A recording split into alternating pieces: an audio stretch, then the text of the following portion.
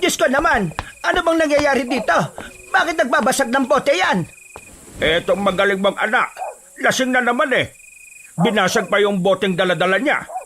Mabuti na lang at hindi niya tinatamaan yung mga manok ko. Kasi kung tinamaan niya, tatamaan din siya sa akin. Max, bakit ba lasing ka na naman, anak? Alam mo namang aalis tayo mamayang madaling araw, hindi ba? Bakit ka pa nag-inom? Masama bang mag-inom? Kung gusto ko? Hindi naman. Ang akin lang naman mamayang madaling araw ang alis natin, hindi ba? Kung ganyan ka, baka maiwanan ka namin. Di iwan niyo. Sanay na naman ako nag-iisa eh. Umalis kayo and never come back, okay? Anak, ano bang problema mo, ha? Hindi ka naman ganyan dati, ah. Pwede ka naman magsabi sa amin. Ano bang wala? Wala akong problema. Ayos lang ako. Sobrang ayos lang ako. Gano'n naman ang gusto niyo, di ba? Maging ayos lang ako.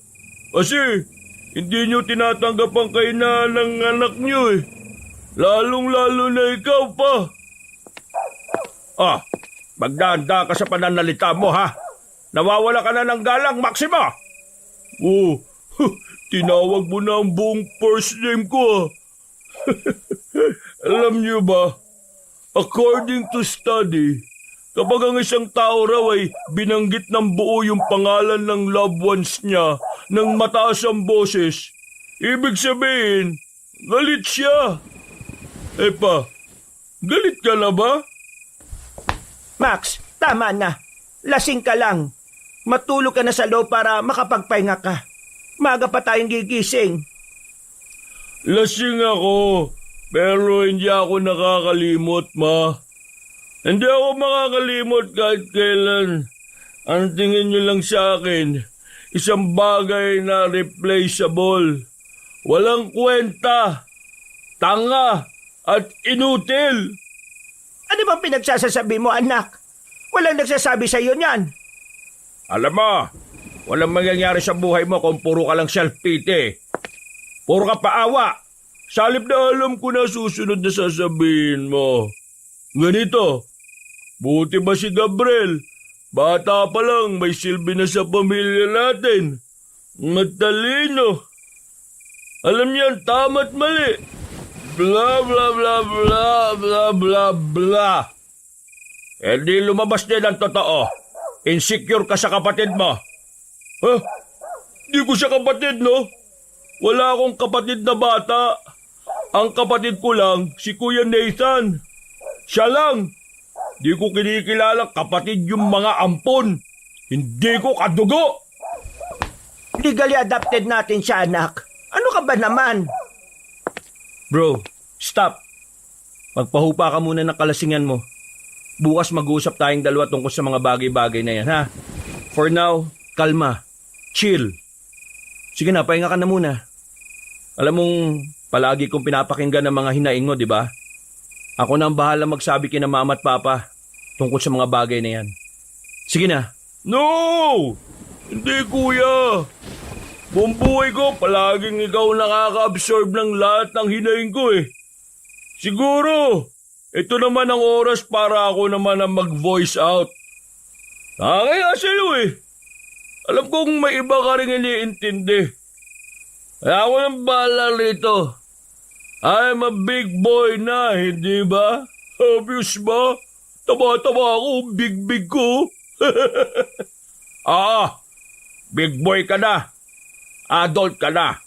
Pero palagi mo pa rin kinaiinggitan yung batang kapatid mo. Inggit? Sino hindi maiinggit? Gusto mong isa-isahin ko ang mga dahilan kung bakit may karapatan ako mainggit? Ha? Armina, pigilan mo itong anak mo. Baka kapag ako hindi nakapagpigil, masaktan ko isang ito. Sinasabi ko sa inyo. Kumalma nga kayo.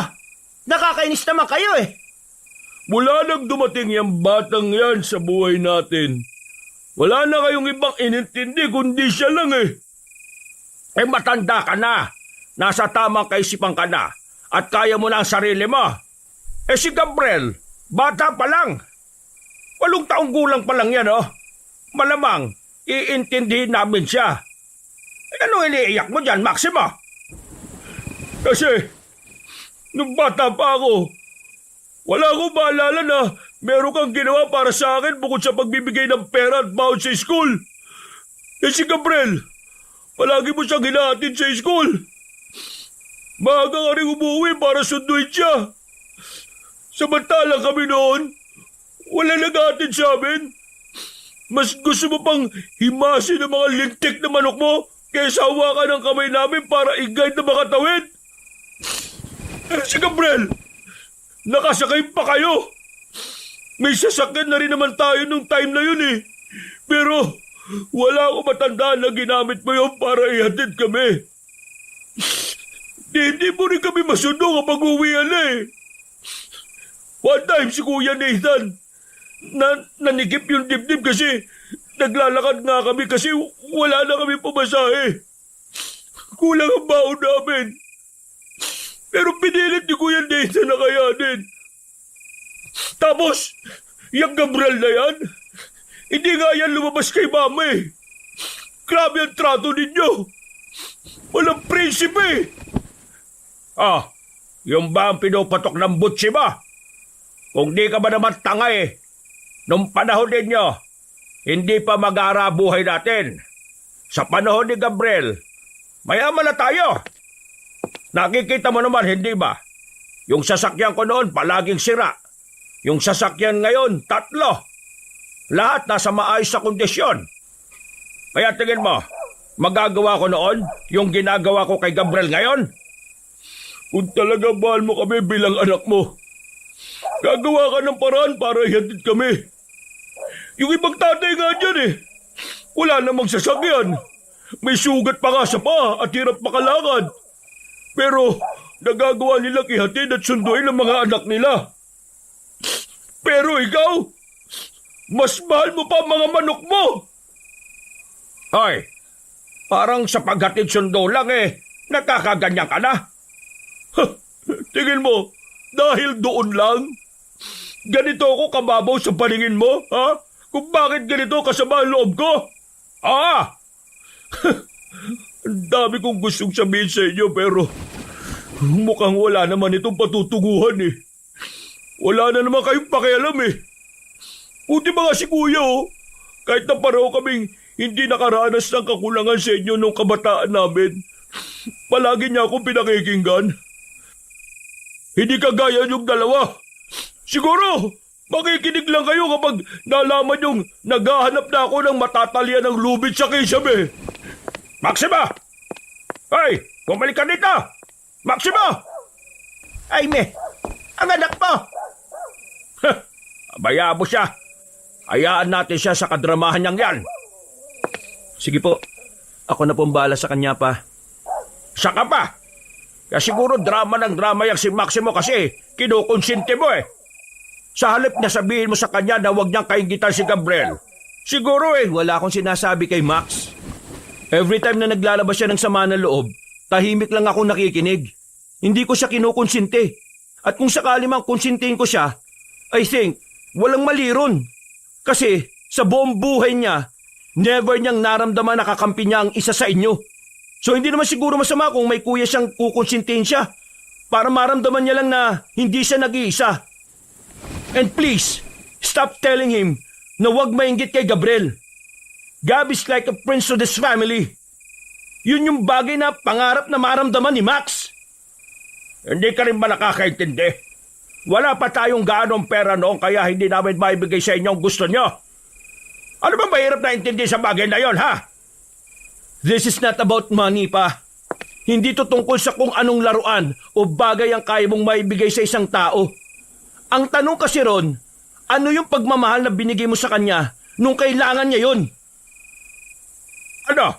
Magiging papa, mama, hindi ako galit sa inyo ha. Kahit na meron din akong karapatang magalit. I'm neutral. Mahal ko ang pamilyang to. Kaya ginagawa ko to para sa kabutihan ng lahat. Sige na, let me handle Max. Please check Gab kung gising pa siya. Baka naririnig niya tong usapan na to. Huminga na lang ako ng malalim matapos ang usapan na yon, Kaabanong. Hindi na rin naman sumagot si Papa kahit parang bulkan na siyang malapit ng sumabog. Lumabas ako sa bakuran namin. Wala na roon ang motorsiklo ni Max. Agad ko namang kinontak yung kaibigan niyang si Ato.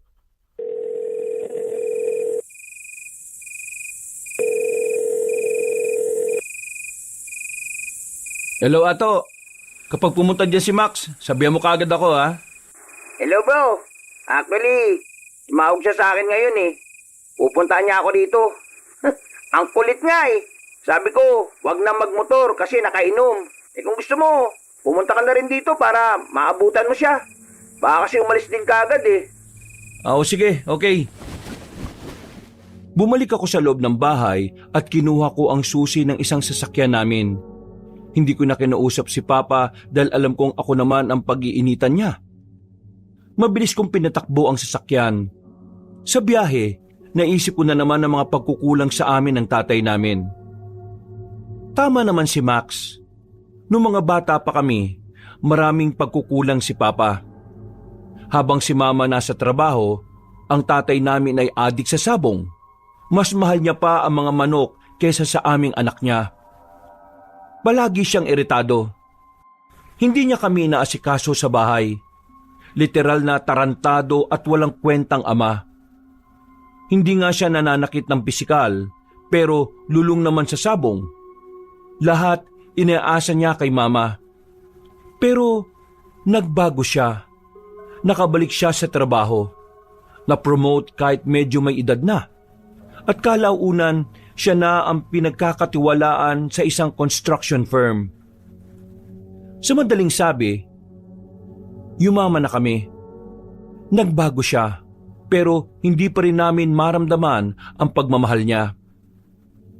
Kapag sinabing nagbago na siya, ang tinutukoy ko ay hindi na siya palaasa kay Mama. Siya na ang nagpo-provide sa pamilya namin. At kaya niya na kaming bigyan ng magandang buhay. Hindi na siya gaanong lulong sa sabong, pero ang dami niya pa ring manok. Minsan nga iniisip ko na baka gagawin ni Papa na mundo ng manok ang bakura namin. Bro, buti naman dumating ka na. O bakit? Asa si Max? Ayun, nasa loob. Knockdown. Pagdating, iyak tawa eh. Tapos after 10 minutes, nagluto lang ako ng pagkain ha. Pagbalik ko, tulog na eh. Andun, nasa sala. Pagpasok namin sa sala, ay bumungad sa akin si Max.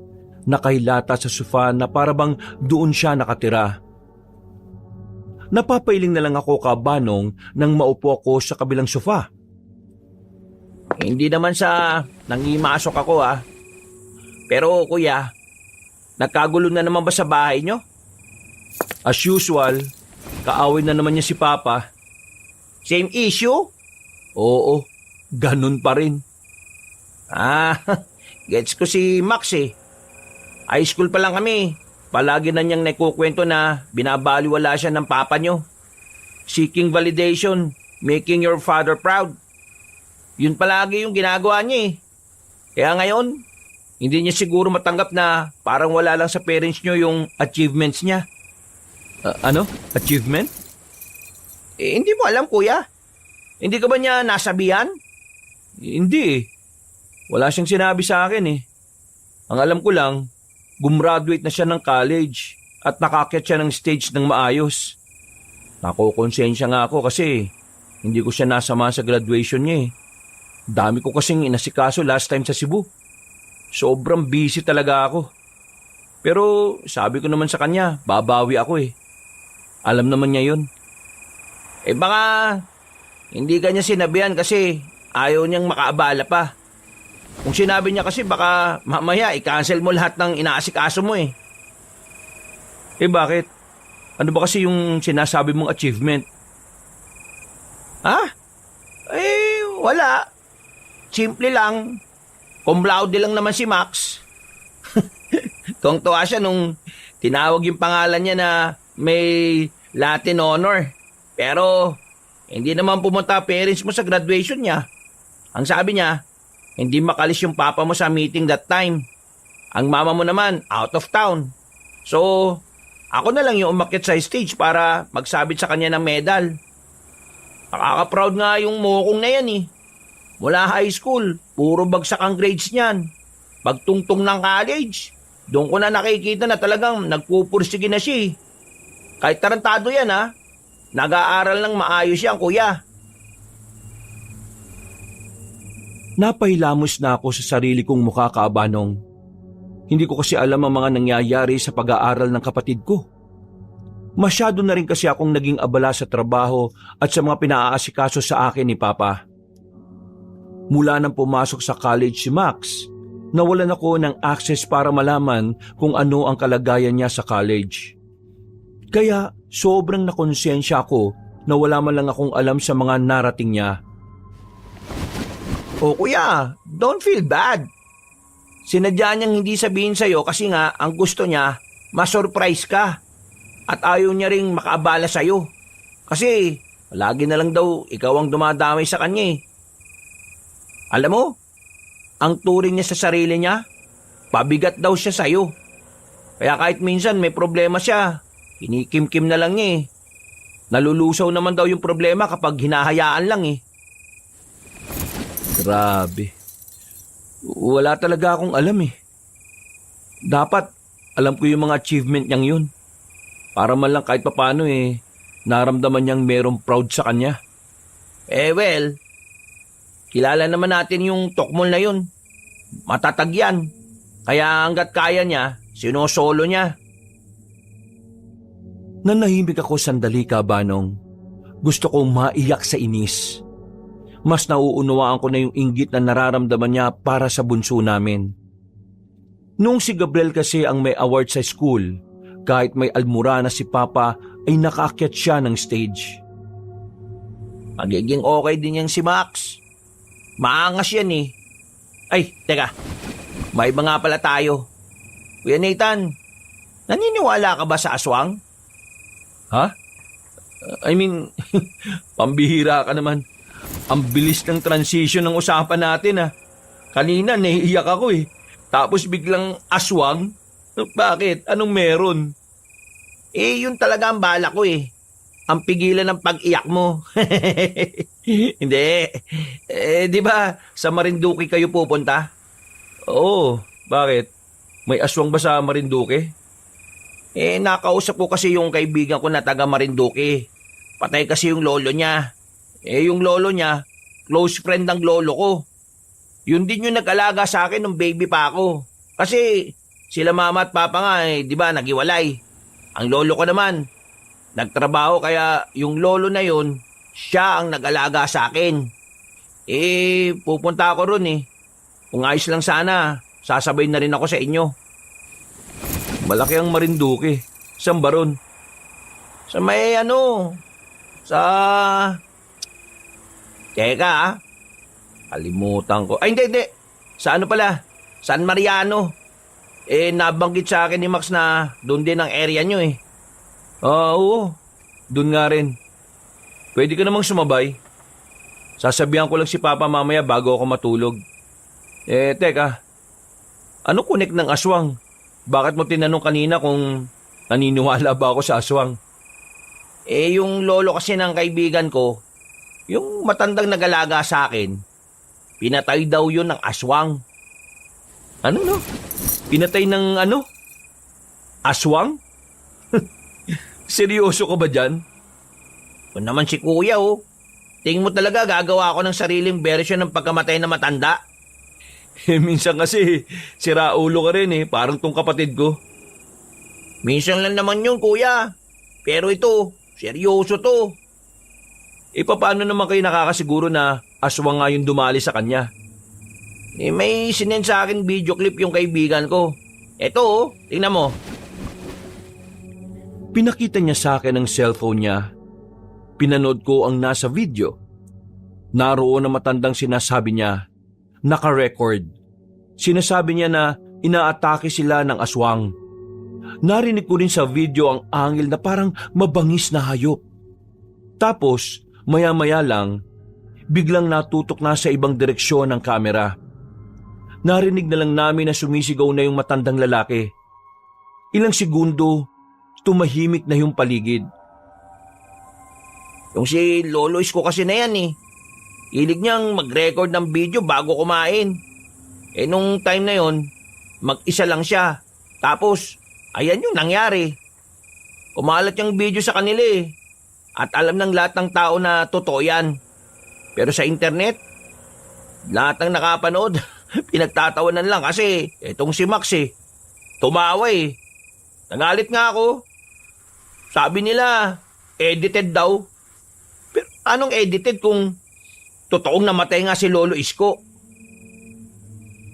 Noong mga oras na yon, Kabanong, masyadong napukaw ni Ato ang atensyon ko. Pansamantala kong nakalimutan ang problema ko sa pamilya ko. Hindi naman sa natatakot akong tumuloy sa Marinduque dahil sa kwento niya. Para lang talagang nagkaroon ako ng interes sa mga ganong bagay. Nanahimik lang ako habang nagpapalipas ng oras sa bahay ni Ato. Nang magising na si Max, inalalayan ko na lang siya na makapasok ng sasakyan. Yung motor nga pala pre, balikan ko na lang kapag nakauwi na kami ha. Pwede naman iatid ko na lang sa bahay niyo, kuya. Diba, sasama ako sa inyo? Mauna naman akong umuwi eh. Pag uwi ko, yung maneho ko papunta sa inyo. Oo, sige. Maraming salamat ha. Sige, kuya. Ingat ha. Sige, salamat. Salamat sa pagdamay kay Max ha. Wala yun. Para saan pa't naging mag-best friend kami? O siya, sige. Mag-impake ka na pala. Mamaya dadaanan ka na namin dito. Mabilis na lumipas sa mga oras. Hindi na rin ako nakatulog ng maayos kaya direktang asikaso na ako. Nakahanda na ang van sa labas. Naroon na rin ang iba naming gamit na good for 1 week na rin. Ano? Tulog pa rin ba yung magaling mong anak? Ako nang bahala sa kanya. Please lang. Huwag nang gumawa ng gulo ha. Paalis na tayo eh. Hindi, ako na pong bahala sa kanya. Gigisingin ko siya. O siya, sige anak. Hintayin na namin kayo rito. Ay, siya nga pala. Pakisabi kina Lourdes na sila na bahala rito ha. May gwardiya naman tayong darating. 4 yon. Kaya safe sila rito sa bahay kahit wala tayo. Tumangon na lang ako kay Mama. Nagmamadali akong bumalik ng bahay namin. Pag-akyat ko sa taas, nakabulagta pa rin sa sahig si Max. Amoy na amoy ang alak. Tulog na tulog. Pagtingin ko sa damit niya, nakabukas. Nakakalat ang mga damit niya sa lapag. Napabuntong hininga na lamang ako, Kabanong, sa dismaya. Hindi pa pala siya nakakapag-impake. Wala akong choice. Ako na ang naglagay ng mga gamit niya sa maleta. Dahil mukhang hindi rin naman niya kayang magising para maglakad mag-isa, binuhat ko siya. Nagpatulong na lang ako sa kasambahay na dalhin ng maleta sa labas. Sinakay ko na siya sa van. Nangangamoy alak siya dahil hindi ko na rin siya ginising para maligo kasi imposible nang mangyari yon.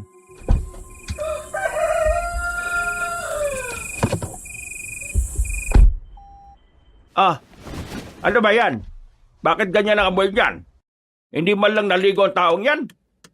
Pa, kita nyo naman hindi magising-gising. Wala na tayong oras para paliguan pa yan. Meron tayong hinahabol na oras, di ba? Jaime, hayaan mo na. Kesa naman hindi siya makasama. Magagalit na naman ang anak mo sa amin.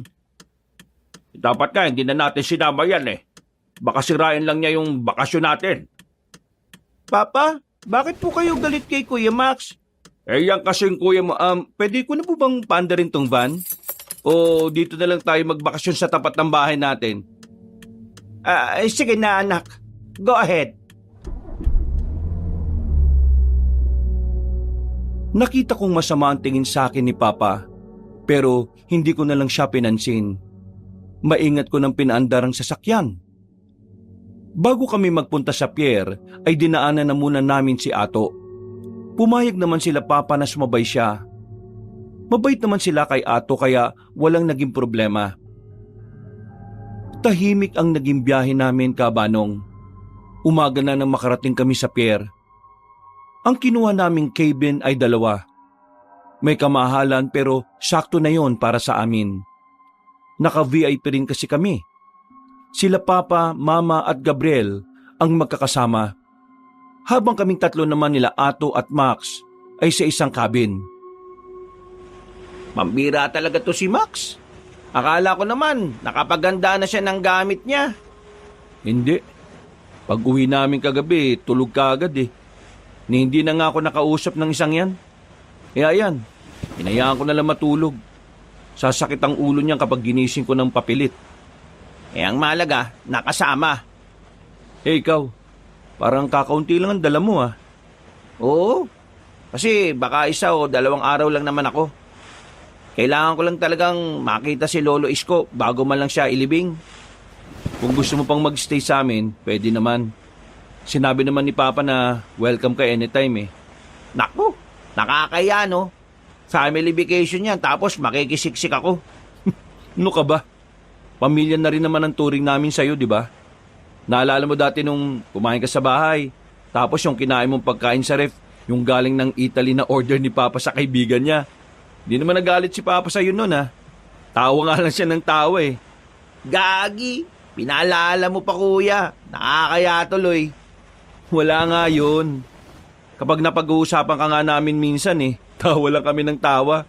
Kasi yung kinain mo, kadalasan ganun ang kinakain ng mga bigating businessman sa Italy. Ha? Magkano kaya yun? Nako, wag mo nang alamin. Matapos ang mahabang biyahe, narating na rin namin ang Marinduque. Mabuti na lang at nakapagdala kami ng sasakyan. Pahirapan kasi kung magkukommute kami doon. Ang sabi ng kakilala ni Papa, mas maganda talaga kung may dala-dala kaming sasakyan para kung sakaling gustuhin naming mamasyal, hindi na kami mahihirapan. Oh boys, kumusta? Hindi naman ba kayo nasusuka? Ako po ayos lang naman. Okay lang ma, sanay naman ako sa barko eh. Sumakit lang ulo ko kasi kulang ako sa tulog. Sa biyahe natin ngayon, umidlip ka na muna. Ako na lang munang magmamaneho, okay? Salamat ma. Ikaw, anak, Max, are you okay? Natulog ako nung gabi ng Tuesday. Paggising ko ng Wednesday, nasa barko na ako. Tapos ngayon, Thursday, nandito na tayo. Then you ask me if I'm okay? Tingin nyo, gusto kong sumama rito? Abat, wala talaga modong isang to ah. Max, chill. Ako nagpumilit na isama ka. Binuhat kita papasok ng van. Wala sila kinalaman dito. Kaya mabuti pa, enjoyin mo na lang yung bakasyon natin. Enjoyin? Good luck! Sige na, tayo na. Tara na, pasok na sa van. Nakasimangot na pumasok ng van si Max. Pansin ko na kanina pa banas na banas sa kanya ang tatay ko.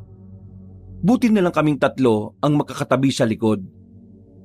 Kung naabot lang siya ni Papa, baka nakatikim na siya ng sapak sa muka. Hindi na lang ako umidlip noon sa takot na baka magrambulan sila sa loob ng sasakyan. Mabuti na lang ay naroon si Ato. Kahit na papaano, ay nakakaramdam pa rin sila ng hiya. Ato, what if kung magstay ka na muna sa bahay tonight? Hapon na rin kasi, oh. Tapos, bukas ka na lang lumarga dun sa pupuntahan mong lamay. Pwede po pala yun? Oo naman. Bakit hindi? You're part of the family, remember? Ang kaibigan ng mga anak ko ay pamilyang tingin ko. Isa pa, mahihirapan ka pang makasakay. Kung bukas ng umaga ka aalis, ipapahatid pa kita kay Nathan. Naku, maraming salamat po. Mas goods po yun kung ganun. Nagkaroon ng kaunting kwentuhan sa loob ng sasakyan. Nagtatawanan, nagkakabiruan. Habang si Max, tahimik lang na nakatingin sa labas. Halos 3 oras ang biyahe namin. Hindi dahil sa sobrang layo ng nakuha naming rest house, kundi dahil naligaw kami sa mga dinaanan namin. Ang dami kasing sinasabi ng mapa sa internet. Paiba-iba. Mabuti na lang ay meron kaming napagtanungan. Maganda at elegante ang rest house na nakuha namin. Talagang hindi tinipid ni Papa ang bakasyon namin.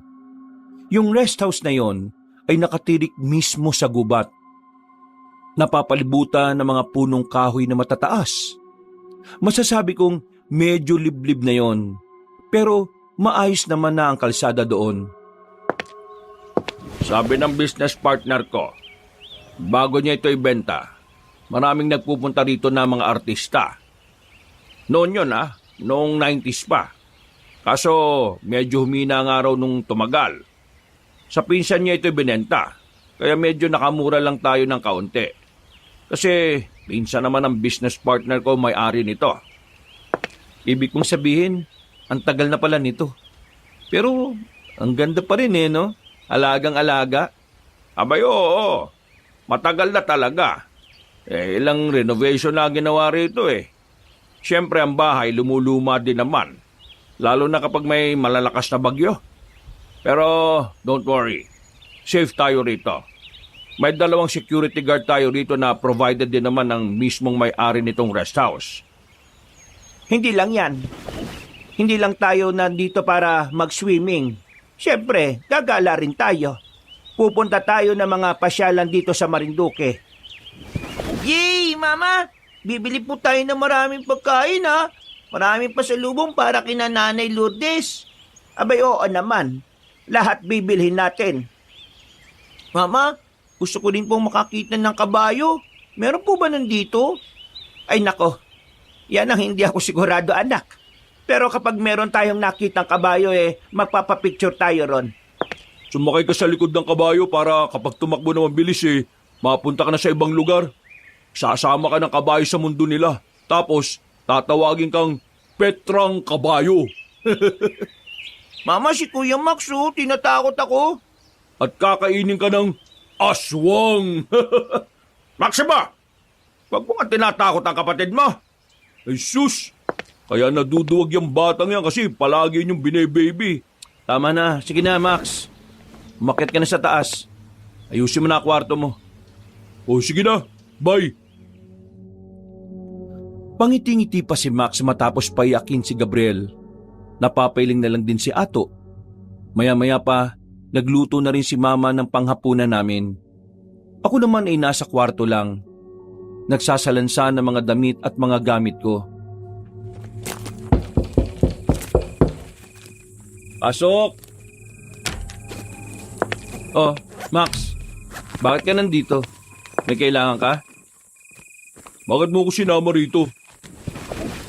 Ang dami nang nangyari. Ngayon ko pa talaga nagtanong. Di ba? Sinabihan na kita na ayaw ko sumama rito.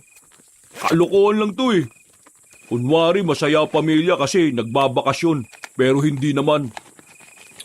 Max, paalala ko lang sa'yo na pwede ring magbakasyon ng magulong pamilya, lalo na kung may pera. Bukas, uuwi na ako. Ayoko rito. Kung uuwi ka rin pala agad, sumabay ka na lang kay Ato. Uuwi din yung pagkatapos makipaglamay dun sa matandang nag-alaga sa kanya noon. Ay, o nga pala. Ano bang nangyari dun sa sinasabi niya? Bakit hindi sinabi sa'yo? Hindi pa. Tulog Inaswang. Yung matanda? Oo, inaswang. Yung matanda, inaswang. Kaya namatay? Oo nga. Yun ang sabi ni Ato. Yun daw yung sabi sa kanya nung kaibigan niya. Actually, merong sinend sa kanyang video Maririnig dun sa video na talagang inatake siya ng aswang. Oh. Yan lang ang reaksyon mo? Bakit? Ano ba dapat? Maglupasay ako? I mean, alam kong ikaw yung tipo ng taong hindi naman naniniwala sa mga ganun Ang inaasahan kong reaksyon mo matatawa ka. Ay naku, wala akong energy para pakialaman yung mga nonsense na bagay na yan, no? O sige na, lumabas ka na. May ginagawa pa ako Okay. Kuya. Salamat Salamat saan? Basta, salamat. Naglakad na siya palabas ng kwarto ko, kabanong. Napangiti na lang ako. Maya-maya pa, tinawag na rin kami ni Mama para kumain. Sabay-sabay kaming naghapunan at himalang walang nangyaring sagutan sa pagitan ni Papa at ni Max. Tahimik lang din naman kasi si Max noon. Pansin kong parang nakikiramdam si Mama. Siguro nagtataka siya kung bakit parang walang sinasabi si Max. Samantalang nung nasa Maynila kami, hinahain pa lang yung pagkain sa lamesa, nagbabangay na sila ni Papa. Nako, bakit yun naman pinagugas ng plato si Ato? Ako na maghugas niyan. Naku, hindi na po. Ayos na po ako. Ganyan si Ato sa ibang bagay. Kapag pinigilan mo siya, sasama pa loob niyan. Ay, ganon? Opo Tinuruan kasi ako ni Mama nung nabubuhay pa siya na kapag nasa ibang baya ko, dapat marunong akong kumilos. Buti pa si Ato may ganyang mindset. Yung iba dyan, never mind. Pa, please naman. May mindset din sana ako na gaya ng mindset ni Ato Kung wala naman akong tatay na nagturo sa akin ng ganon nung bata pa ako. Kasi... Sige na. Sa labas na muna kami, ha? Tara na, Jaime. Hindi na nakapagsalita pa si Papa nang hilahin siya ni Mama palabas ng kitchen. Nagkatinginan na lang kami ni Ato habang si Max naman ay patawa-tawa lang. Makalipas ang ilang oras, sobrang tahimik na ng paligid. 9:00 pa lang pero wala nang maririnig na ingay sa kahit na saan. Talagang ginawa ang lugar na yon para makapag-relax. Kinabukasan, maaga pa lang ay nagganda na rin kami sa paligid. Pero dahil biglang naisipan ni Papa na mamasyal din sila, wala tuloy kaming nagamit na sasakyan. Iba kasi ang way nila sa way ng pupuntahan ni Ato. Kaya ang nangyari, naglakad pa kami ng malayo para lang makakita ng tricycle na masasakyan. Alam mo, yung si Papa, nananadya yan talaga Alam niya kasing sasama ako sa inyo kaya bigla-biglang gustong umalis. Yaman na, pre. Ayos lang naman sa akin maglakad Linawin ko lang bad trip ako, hindi dahil nahihiya ako sa'yo. Bad trip ako kasi ayoko nang maglakad ng ganong kalayo. Tapos na, nakapaglakad na tayo at naibaba na tayo ng tricycle. Kaya pwede ba, huwag ka na magmaktol? Sadyaan pala gusto niya Sige. Tama na, Lapit naman na tayo Isang sakay na lang daw Nasa gilid kami ng kalsada noon, Kabanong. Pinara agad namin ang jeep at saka agad na nakasakay. Pagdating namin sa lugar, natanaw na kaagad namin ang bakuran na may nakaburol. Lumapit kami at sinalubong din naman si Ato ng pamilyang naroon. Kami ni Max, nasa gilid lang. Nakikinig kami sa pinag-uusapan nila. Ayon sa anak na matandang pinaglalamayan, nakumpirma nilang aswang nga ang pumaslang sa biktima. Nalaman nila na meron palang nakaalita na matanda nang minsang nagpunta ito sa pistahan. Ang dami pa nilang mga sinabi tungkol sa mga aswang. At dahil sa mga yon, parang unti-unti na rin akong nagkaroon ng kaisipan na baka totoo ang mga aswang. Naniniwala talaga sila sa aswang no? Uy, boses mo, hinaan mo. Wala namang nakapagpatotoo niyan Kasi kung totoo mga aswang, dapat matagal silang inubos, di ba? Ang sabi nila, mababangis yun, di ba? Kung hindi ka naniniwala sa aswang, at least, igalang mo lang yung pagluluksa nila. Hindi makakatulong sa kanila yung kukontrahin mo yung pinaniniwalaan nila. Hindi ka na nga sana sumama. May pupuntahan kami ni Ato pagkatapos nito Pwede ba magpormal ka?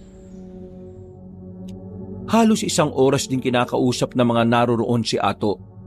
Pagkatapos, nagpaalam na muna siya sa mga yon.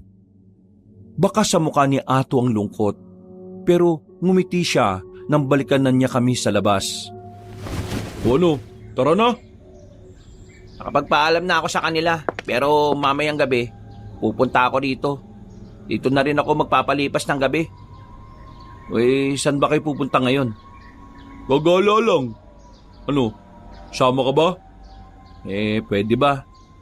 Pag umuwi ako ngayon, wala naman ako makakasama sa bahay eh. Hindi sumama ka na. Mas marami, mas masaya. Ayos! Sumakay kami ulit ng jeep palabas ng barangay na yon. Pumunta kami sa sentro ng bayan. May pagkasyudad na ang lugar na yon. Parang kagaya na rin ng sa Maynila. Marami mga establishmento at mga tindahan ng kung ano-ano. Oh, ano bang gagawin natin? Hindi rin namin alam, kuya eh. Maglakad-lakad na lang siguro tayo. Baka may makita tayong pwedeng tambayan. Sabi rito sa internet, meron ditong malaking park. Hindi, doon na muna tayo.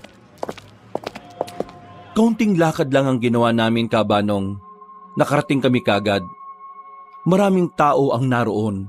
Pero nakakuha din naman kami agad ng pwesto namin. Naiga silang dalawa sa damuhan. Habang ako naman ay nakasandal lang. Habang nagmumuni-muni, pumasok na naman sa utak ko ang tungkol sa mga aswang. Hindi ko maipaliwanag, Kabanong, ang nararamdaman ko noon. Kinakabahan ako, pero parang nasasabik din ako sa ideya na ang mga aswang ay totoong nabubuhay. Sa totoo lang, bukod sa mga nilalang na likha ng Diyos, meron ding nilikha ang mga demonyo para maghasik ng kasamaan. Kuya, ano ba? Ulala ka na naman eh. Kanina ka pa tinatawag ni Ato oh. Ha? Bakit? Pinag-uusapan kasi namin ni Max yung nangyari kay Lolo Isko. Hindi kasi naniniwala si Max sa aswang eh. Ikaw ba? Naniniwala ka ba? Nung ilang beses kitang tinanong, hindi malinaw yung sagot mo eh. Aswang? To be honest confused pa rin ako. Pero mas curious ako sa bagay na yan. Malay natin, mapatunayan natin dito na totoo nga sila. Ang mga aswang ay nasa comics lang no. Sino ba kasing nagpauso niyan? Gawa-gawa lang yan ng mga taong malilikot ang utak. Pero ang sabi sa science, kadalasan ng mga malilikot ang utak, nakakagawa sila ng mga sarili nilang version ng concept ng basta ganun. Gulo ng explanation mo. Kaya invalid yan, pre. Kinalimutan na lang muna namin ang tungkol sa aswang. Naglibot-libot pa kami sa lugar na yon. Mga bandang 5:00, nakaisip na rin kaming umuwi. Marami ako nabili na kung ano-ano. Naisipan ko kasing pasalubungan si Gabriel at si Mama. Nauna akong umuwi sa bahay. Nagpaiwan si Max at si Ato sa lamayan. Huling lamay na kasi ni Mang Isko at kinabukasan ay ililibing na ang matanda. Oh, nakauwi na rin pala kayo? Oo. Kaninang 4:00. Nasaan ang kapatid mo? Si Ato. Magagabi na.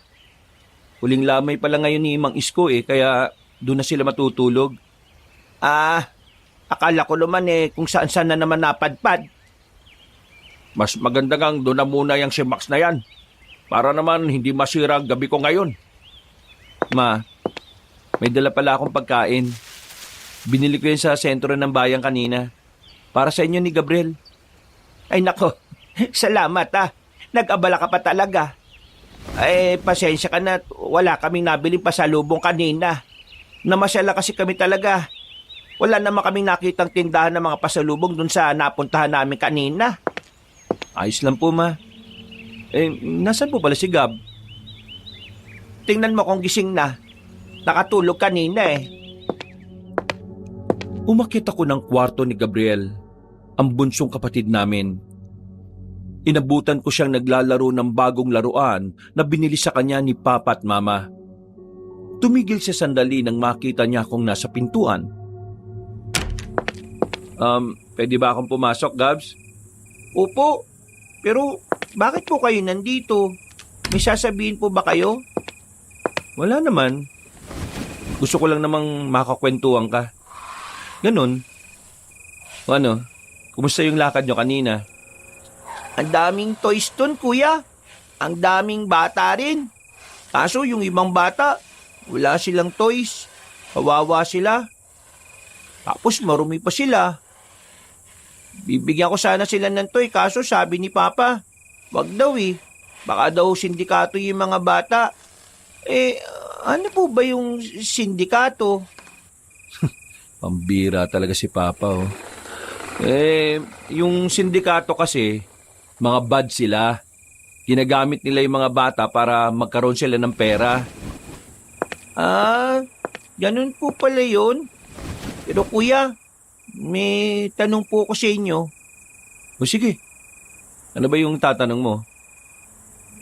Kaya po ba ayaw sa akin ni Kuya Max kasi ampun lang po ako?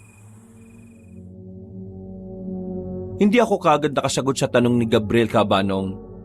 Nagulat kasi ako. Yung kasi ang unang beses na medyo mabigat ang tanong na ibinato niya sa akin. Tiningnan ko muna siya ng seryoso at hinaplos ko ang buhok niya. Nakita kong nangingilid na ang luha niya. Sa murang edad, alam kong naiintindihan na niya ang nangyayari sa pamilya namin. Hindi sumasapat ang dami ng laruan na meron siya para takpan ang lahat ng mga yon. Palagi ko pong gusto makausap si Kuya Max eh. Pero kapag lalapit po ako sa kanya, lagi niya rin po akong tinataboy. Galit po siya. Tapos, sinasabihan niya po akong ampon.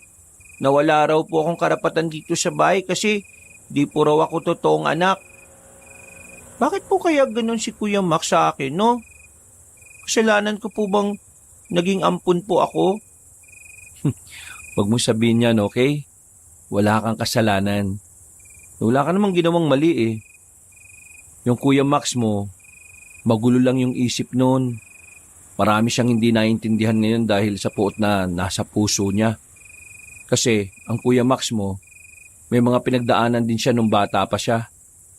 Kaya lahat ng yun, mas ngayon niya nararamdaman. Kaya siguro, intindi na lang natin siya. Darating din naman yung araw na magiging maayos din ang lahat. Magiging close din po ba kami ni Kuya Max? Oo naman. Mabait naman si Kuya Max mo. Kailangan niya lang ng time para mag-heal kung ano yung nararamdaman niya. Palabas na sana ako sa kwarto ni Gabriel na makita ko ang nagkalat na papel sa study table niya. May mga drawing yon, mga imahe ng parang halimaw. May buntot, tapos may mahabang dila. Mga nasa 7 papel ang may ganoong drawing.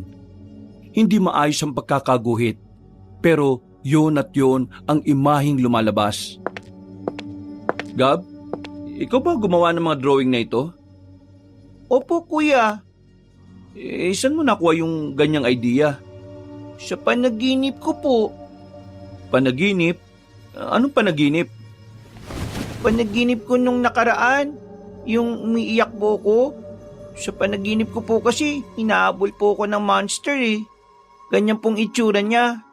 Alam niyo po ba kung ano yan? Hindi eh. Ngayon ba, napapanaginipan mo pa rin yun, Gab? Opo, kagabi po. Pero hindi na po ako natatakot. Sa hindi malamang dahilan, nakaramdam ako ng kaba para sa kapatid ko, Kabanong. Hindi ko kasi alam kung normal lang ba yun o baka merong nangyayari sa kanya na hindi ko alam. Kinausap ko pa siya tungkol sa bagay na yun. Ang sabi niya, ayos lang naman siya. Wala siyang sakit. Ni hindi bumigat ang pakiramdam niya mula nang mapaniginipan niya ang mga ganoong bagay. Sa isip-isip ko noon, baka ang mga nakikita niya sa panaginip niya ay parte ng isang mensahe na dapat kong maintindihan. Kinuha ko ang laptop ko at naghanap ako ng mga sagot sa internet.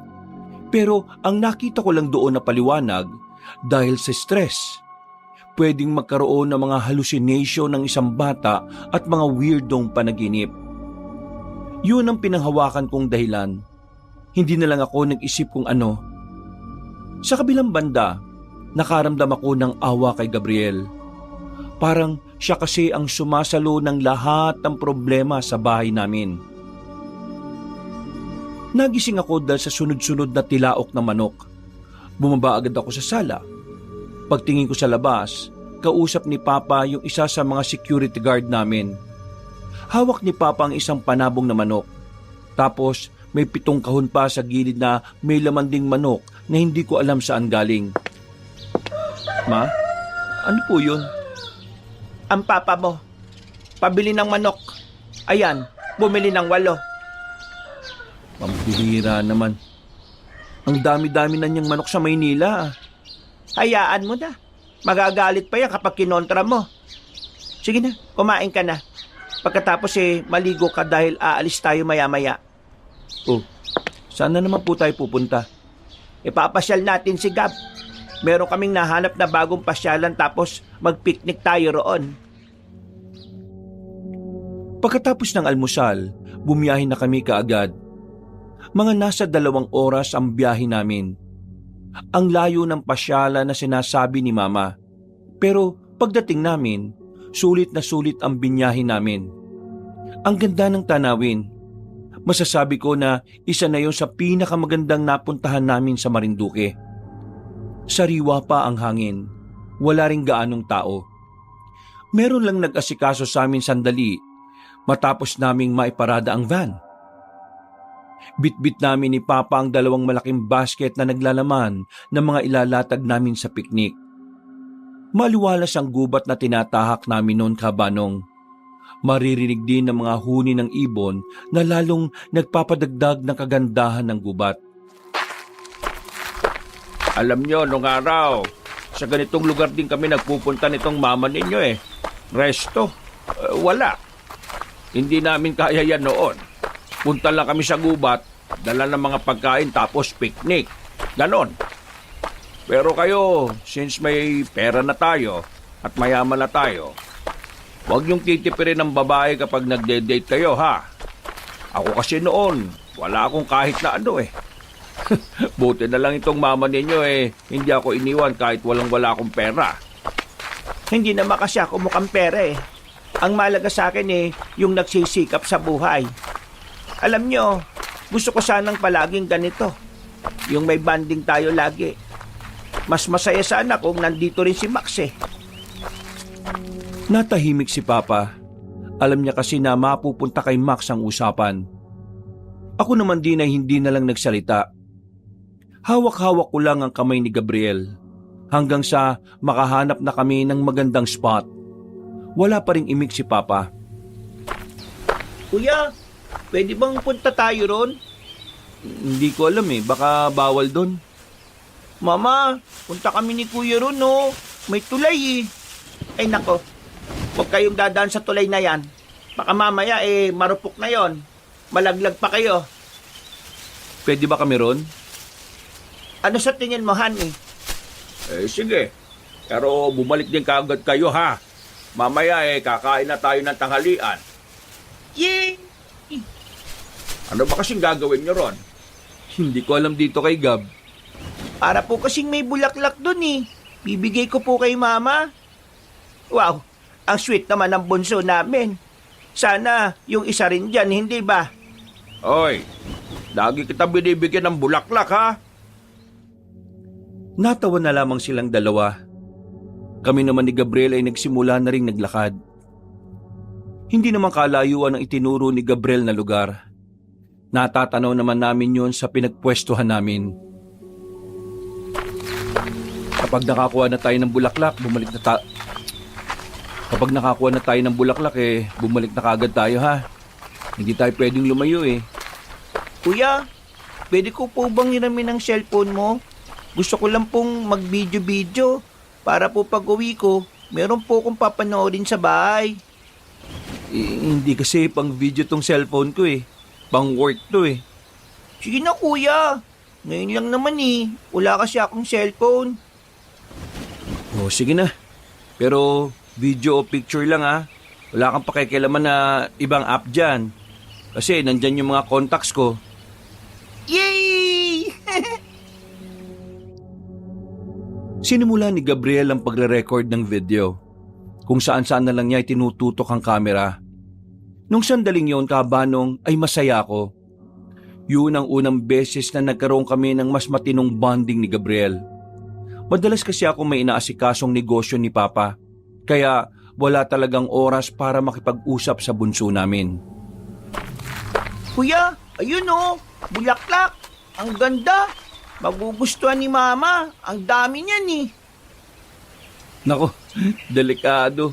Baka dumulas tayo dyan kapag bumaba tayo. Hindi ikaw na lang ang bumaba, kuya. Tapos, kukunan kita ng video. Naku, ikaw talaga. Sige na, kuya. Para naman kay Mama yung mga flowers eh. Para kapag may nililigawan ka na, ganyan din ang gagawin mo. Paghihirapan mong makuha yung bulaklak para sa kanya. At talagang ginagamitan mo pa ako ng mga ganyang salita, ah. Oo na, kukunin ko na. Dito ka lang, ah. Ako na lang bababa. Unan mo ako ng video. Hindi naman sobrang lalim ang bangin kung saan naroon ang bulaklak. Medyo delikado lang dahil mababa ang lalakaran ko. Medyo delikado lang dahil pababa ang lalakaran ko. Buti na lang ay merong mga halaman doon na nakapitan ko. Nakatuon lang ako sa pagpitas ng mga bulaklak. Nang makarami na ako, naisipan ko nang umakyat na. Ayos na to. Marami-rami na to. Gab! Gab! Nagmamadali ako makabalik sa itaas nang mapansin kong wala na si Gabriel. Sinuyod ko ng tingin ng paligid pero hindi ko siya masipat. Agad na dumalo yung kaba sa kalooban ko, Kabanong. Hindi muna ako bumalik kina Papa at Mama. Hinanap ko na muna si Gab pero hindi ko pa rin siya nakita. Palayo na ako ng palayo. Ngunit wala talaga. Nagtataka na ako dahil sa loob lang ng halos 5 minuto na wala na siya kaagad. Nagmamadali ako makabalik kina Papa at Mama. Pagbungod ko pa lang sa kanila ng tungkol doon, pinagmumura na kagad ako ng tatay ko. Tama na, Jaime. Wala namang may tutulong yung mga sinasabi mo kay Nathan. Sorry sobrang sorry. Hindi ko alam na bigla na siyang nawala ron eh. Nakafocus ako dun sa inutos niyang kunin ko na bulaklak. Sorry, pa, sorry. Sorry! Hindi ba ibabalik ng sorry mo ang kapatid mo? Lintik ka talaga! Hindi rin mahanap si Gabriel kung ganyan ka, Jaime. I need your phone. Tatawagan ko si Gabriel. Nasa kanya yung cellphone ko eh. Baka sagutin niya. Ano? Sumagot pa si Gab? Ano? Wala eh. Nagri-ring lang. Kapag may nangyaring masama sa kapatid mo, humanda ka sa akin, Nathan! Tumigil ka nga. Halika. Balikan natin yung lalaki kanina. Magpatulong tayo sa kanila. Para akong mababaliw ng mga sandaling yung, Kabanong, sinisisi ko ang sarili ko sa nangyari. Sa isip-isip ko noon, hinding-hindi ko mapapatawad ang sarili ko kapag may nangyaring hindi maganda kay Gabriel. Tinulungan naman kami ng mga tao sa baba ng bundok. Nagsama na rin sila ng mga tanod. Buong maghapon silang naghanap. Pagsapit ng 6:00 ng gabi, nakahinga kami ng maluwag nang makita namin kasama na nila si Gabriel. Iyak ng iyak si Gab. Hindi siya makausap ng maayos. Ang sabi ng mga nakakita sa kanya, nagtatago raw si Gab sa malaking sanga ng puno. Parang takot na takot. Para akong nabunutan ng tinig sa lalamunan noon. Grabe yung pag-aalala ko. Dumugo na nga ang ilong ko dahil sa sobrang stress. Napasandal na lang ako sa van. Unti-unting napaupo. Naiyak na lang ako sa sobrang kaba, pero walang lumapit sa akin. Silang dalawa ay na kay Gabriel lang. Pakiramdam ko noon, Kabanong, ako ang sumira ng masaya sana naming piknik. Hindi na natuloy. Umuwi na lang kami sa bahay.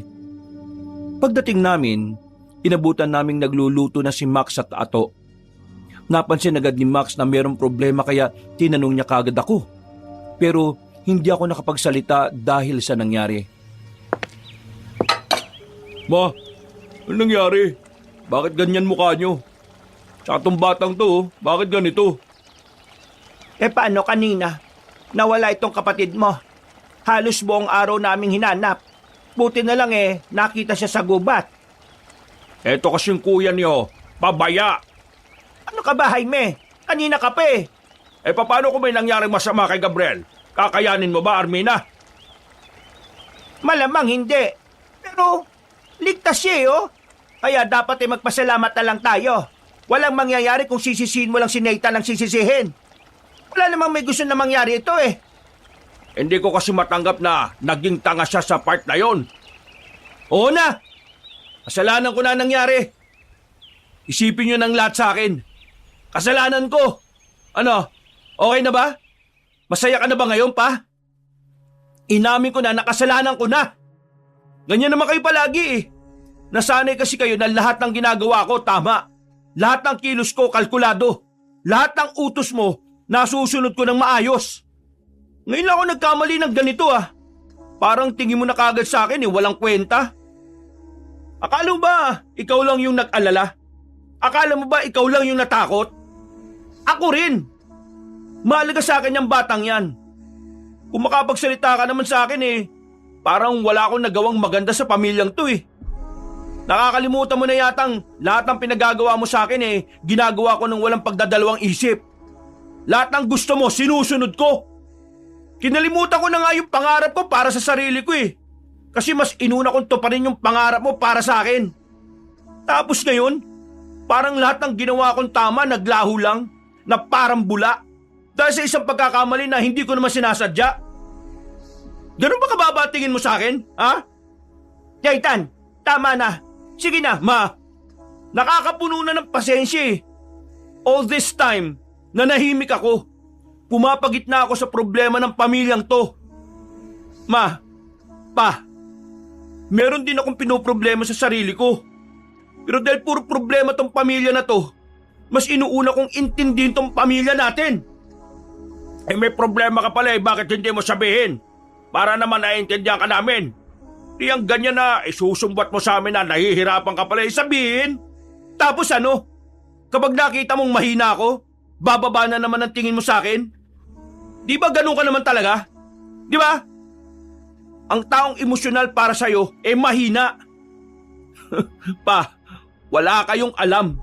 Sa likod ng mukhang to, nagtatago yung totoong mukha na meron ako. At yung mukhang yon ay punong-puno ng kalungkutan. Yung mukhang kahit na kailan, hindi nyo nakita kasi ang tingin nyo sa akin, malakas, matalino, magaling.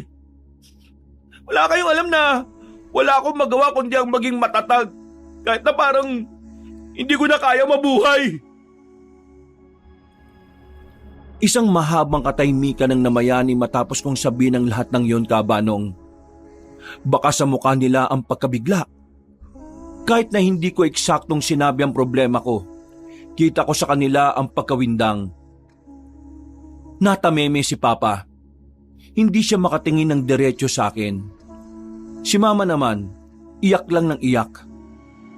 Nilapitan ako ni Max para pakalmahin. Si Ato naman, pumunta na lang sa kusina. Mahal ko ang pamilyang to, Pa, Ma. Ang gusto ko lang naman eh, maging normal. Maging tao na pwedeng magkamali. Na kapag nagkamali, walang magagalit. Walang maiinis. Yung pwede akong maging tanga. Yung hindi ko kailangang i-pressure ang sarili ko para lang maabot ang expectation nyo sa akin. Gusto ko maging normal na tao na walang ibang iniisip kundi ang mabuhay. Gusto ko ng kalayaan. Yung walang manghuhusga sa bawat kilos ko. Yung walang nagbabantay. Yun lang naman ang gusto ko eh. Oo, saan ka naman pupunta? Hoy! Hanapin ko yung phone ko na naiwan sa gubat. Naroon lahat ang importanteng contacts ko. Maraming mawawala sa negosyo kapag nawalan ako ng contact sa kanila. Meron din ako mga files na nakasave doon. Jaitan, gabi na. Bukas na yan. Hindi pwede. Kapag umulan, baka hindi ko na mapakinabangan yun. Ma, hayaan mo na siya. Sasamahan ko na lang. Ako rin o. Sasama na lang ako dun. Magluluto ka, di ba? Tapos na, luto na. O sige, mag-iingat kayo. Magpasama na lang kayo sa mga taga roon. Palabas na lang sana kami ng sala nang biglang tumakbo si Gabriel. Yumakap siya sa hita ko. Umiiyak. Nararamdaman ko yung takot niya. Kuya, wag. Wag po kayong pumunta roon, please, kuya. Wag po. Sorry na po. Huwag na po kayong magalit. Sorry na po kung nawala ko yung phone nyo. Sorry kuya, dito ka na lang po. Gab, wala ka namang kasalanan eh. At hindi ako galit sa'yo. Kailangan ko lang makuha yung phone ko na yon dahil importante. Hindi ako galit sa'yo, okay? Pero kuya, dangerous po dun eh. Nakakatakot po ron. Huwag na po kayong tumuloy. Bukas na lang po, sige na po. Uy, huwag kang makulit. Huwag kang mag-alala, Gab. Magpapasama kami sa mga nakahanap sa'yo kanina. Hindi ako nagpapigil kay Gabriel. Tinuloy ko ang gusto ko. Sinamahan ako ni Max at Ato. Dahil wala akong sawisyo, si Max na lang ang nagmaneho ng van. Habang nasa biyahe, Ano ba talaga nangyari? Bakit nawala yung batang yung kanina? ayoko na munang pag-usapan. Ang iniisip ko ngayon, yung cellphone ko. Tapos lahat ng transaction ko kapag nawala yun sa akin. Ikaw naman kasi alam mo nang burara yung batang yun. Pinahira mo pa talaga. Kahit alam mong may mahalagang files pala do. Bro, shut up. Tama na. O talaga oh. Ay, sorry ah. Kaya Nathan, pagpasensya mo na yan si Max ha. Palibasa kanina, gumawa na eksena sa libing yan eh. Ha? Eksena? Oo. Sa katangahan niya, nadulas siya at bumagsak dun sa hukay. Imbis na nag-iiyakan kaming lahat eh. Umurong luha namin dahil sa kanya eh. Biro nga ng iba, gusto niyang samahan si Lolo Isko sa hukay. You know what bro? Sira ulo ka. Sinabi mo pa talaga eh no? Natawa ko sa kwento ni Ato Kabanong. Kahit papaano ay gumaan ang pakiramdam ko. Pero sumeryoso na kami nang makabalik na kami sa gubat kung saan nangyari ang lahat. Wala kaming kasama. Hindi na namin nakita yung mga tumulong sa amin para mahanap si Gabriel. Kaya ang ginawa namin, kaming tatlo na lang ang pumasok sa gubat. May dala-dala kaming malalaking flashlight. Nagri-ring pa rin yung phone ko eh. Ibig sabihin, wala pang nakakakita nun. Kailangan natin bilisan. Baka abutan tayo ng ulan eh. Medyo nagtitindi ka ng balibo ko dito. Tinatakot mo naman sarili mo eh. Walang aswang no?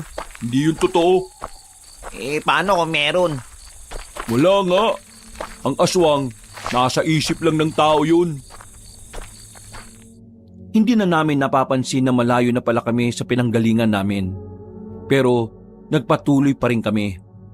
Hanggang sa marinig ko na ang ringtone ng cellphone ko. Nagmamadali kong hinanap yun. Hindi nagtagal, natagpuan ko ang cellphone na nakalagay sa gilid ng malaking ugat ng puno. Thank you, Lord! Whew! Okay na. Akawin na. Ha? Ano yun? Nakarinig ka lang ng gano'n, natakot ka na. Pre, huwag ka maingay. Tinatakot mo lang sarili. Max, patay mo yung flashlight. Oh? Patay mo, bilis! Pinaupo ko silang dalawa. Iba kasi ang pakiramdam ko noon, Kabanong. Bigla ko na lang kasi naalala si Gabriel. Parang sakalang nag-make sense sa akin kung bakit takot na takot siya. Maya-maya pa, naramdaman na lang namin na meron ng mabibigat na yabag ng paa. Marahang kaming sumilip. Aksidenteng nabuksan ni Max ang flashlight. Nakatapat yun sa harapan namin. Nanlaki ang mga mata namin nang malinaw naming nakita ng malapitan ang isang nakakatakot na nilalang. Maskulado ang katawan, pero ang ulo niya ay ulo ng baboy ramo. Aswang agad ang unang pumasok sa isipan ko noon, Kabanong. Kaya dumampot agad ako ng bato at saka ako binato doon. Nang tamaan yun sa muka, hinila ko na silang dalawa para makatakbo kami. Bilisan nyo, dali! What the hell is that? Aswang! Aswang yon! Karipas kami ng takbo, Kabanong, para na kaming mauubusan ng lupa. Makailang beses na rin kaming sumabit sa mga nakaharang na sanga. Hindi nagtagal, natanaw na namin ang kalsada. Nabuhayan kami ng loob nang makita na namin ang van. Kaso, bago pa kami makalapit doon, ay biglang humarang ang aswang. Nanggaling siya sa itaas. Hindi namin alam kung papaano, pero sa mga sandaling yung kabanong, wala na kaming nagawa. Nanigas na kami sa kinatatayuan namin. Nang mapansin naming marahan na siyang lumalapit, saka na kami natauhan. Tatakbo pa sana kami pero napatid si Max. Dahil doon ay natumba rin kaming dalawa ni Ato. Anak ng tinapay naman oh. Mamamatay na yata tayo eh. Batay mo kagad yan! Wala akong bato rito! Gumapang ang aswang. Akmang dadamba na siya sa amin nang biglang may isang lalaki na malaki ang katawan at maraming tato ang bigla na lang lumitaw. Matangkad siya. Binalya niya ang aswang at agad na bumalandra. Mas namangha kami nang makita naming may edad na ang lalaking yon. Pero ang lakas pa ng katawan niya. Tatakas pa sana ang aswang nang dumating naman ang isang babae. Sexy, morena at ang mukha niya parang palaban talaga. May dala-dala itong patalim. Sinaksak niya ang aswang sa leeg at sa ulo. Nang bumagsak na yon, sinilaban nila ng apoy. Wala pang 3 minuto nilang pinaslang ang aswang. Sa sobrang pagkamangha, hindi agad kami nakapagsalita. Ayos lang ba kayo? Hey, are you okay? Yes, we're okay. Thank you. Nako, ano pala itong isa? Thank you for saving us. My God, we're close to death. Ano ba ginagawa niyo rito? Hindi niyo ba alam na mapanganib ang lugar na ito? Sa parteng ito, madalas dumadaan ng mga aswang na naghahanap ng makakain. So, totoo talaga ang aswang. Hindi na talaga ito katang-isip lang. Kailangan niyo nang umuwi. Hindi pwedeng malaman ng mga aswang na nakita niyo ang isa sa kasamahan nila. Kahit patay na tong isa, malaki ang tsansa na mahanap nila kayo kapag nalaman nilang may alam na kayo sa kanila. Anong ibig niyo sabihin? Pasimplin mo nga, magulo ang utak ko eh. Pinapatay nila ang mga taong nakakakita sa kanila o yung mga taong maaaring magpatunay na totoo sila. Ginagawa nilang lihim ang kanilang pananatili rito dahil meron silang binabalak sa hinaharap. At magugulat na lang ang mga tao na bigla silang lalabas at ipinagsisigawan na sila ay totoo. So, go home now. You are not safe here. Umuwi na kayo. Paano kayo? Huwag niyo kaming intindihin. Ginagawa na namin to noon pa. Kami ang bantay ng kagubatan. Heto, tanggapin mo. Ito ang numero namin. Sa oras na may magpakita at may manggulong aswang sa inyo, tawagan niyo kaagad kami. Maraming salamat ulit sa inyo. Ako nga pala si Nathan. Ito naman ang utol ko, si Max. Si Ato, kaibigan namin. Elena ang pangalan ko. And this is Hawkins, my husband. Okay, take care, kiddo. We're not kiddo, we're adult. Yeah, right. Nagpaalam na rin kami sa kanila. Sumakay na rin kami kagad sa van.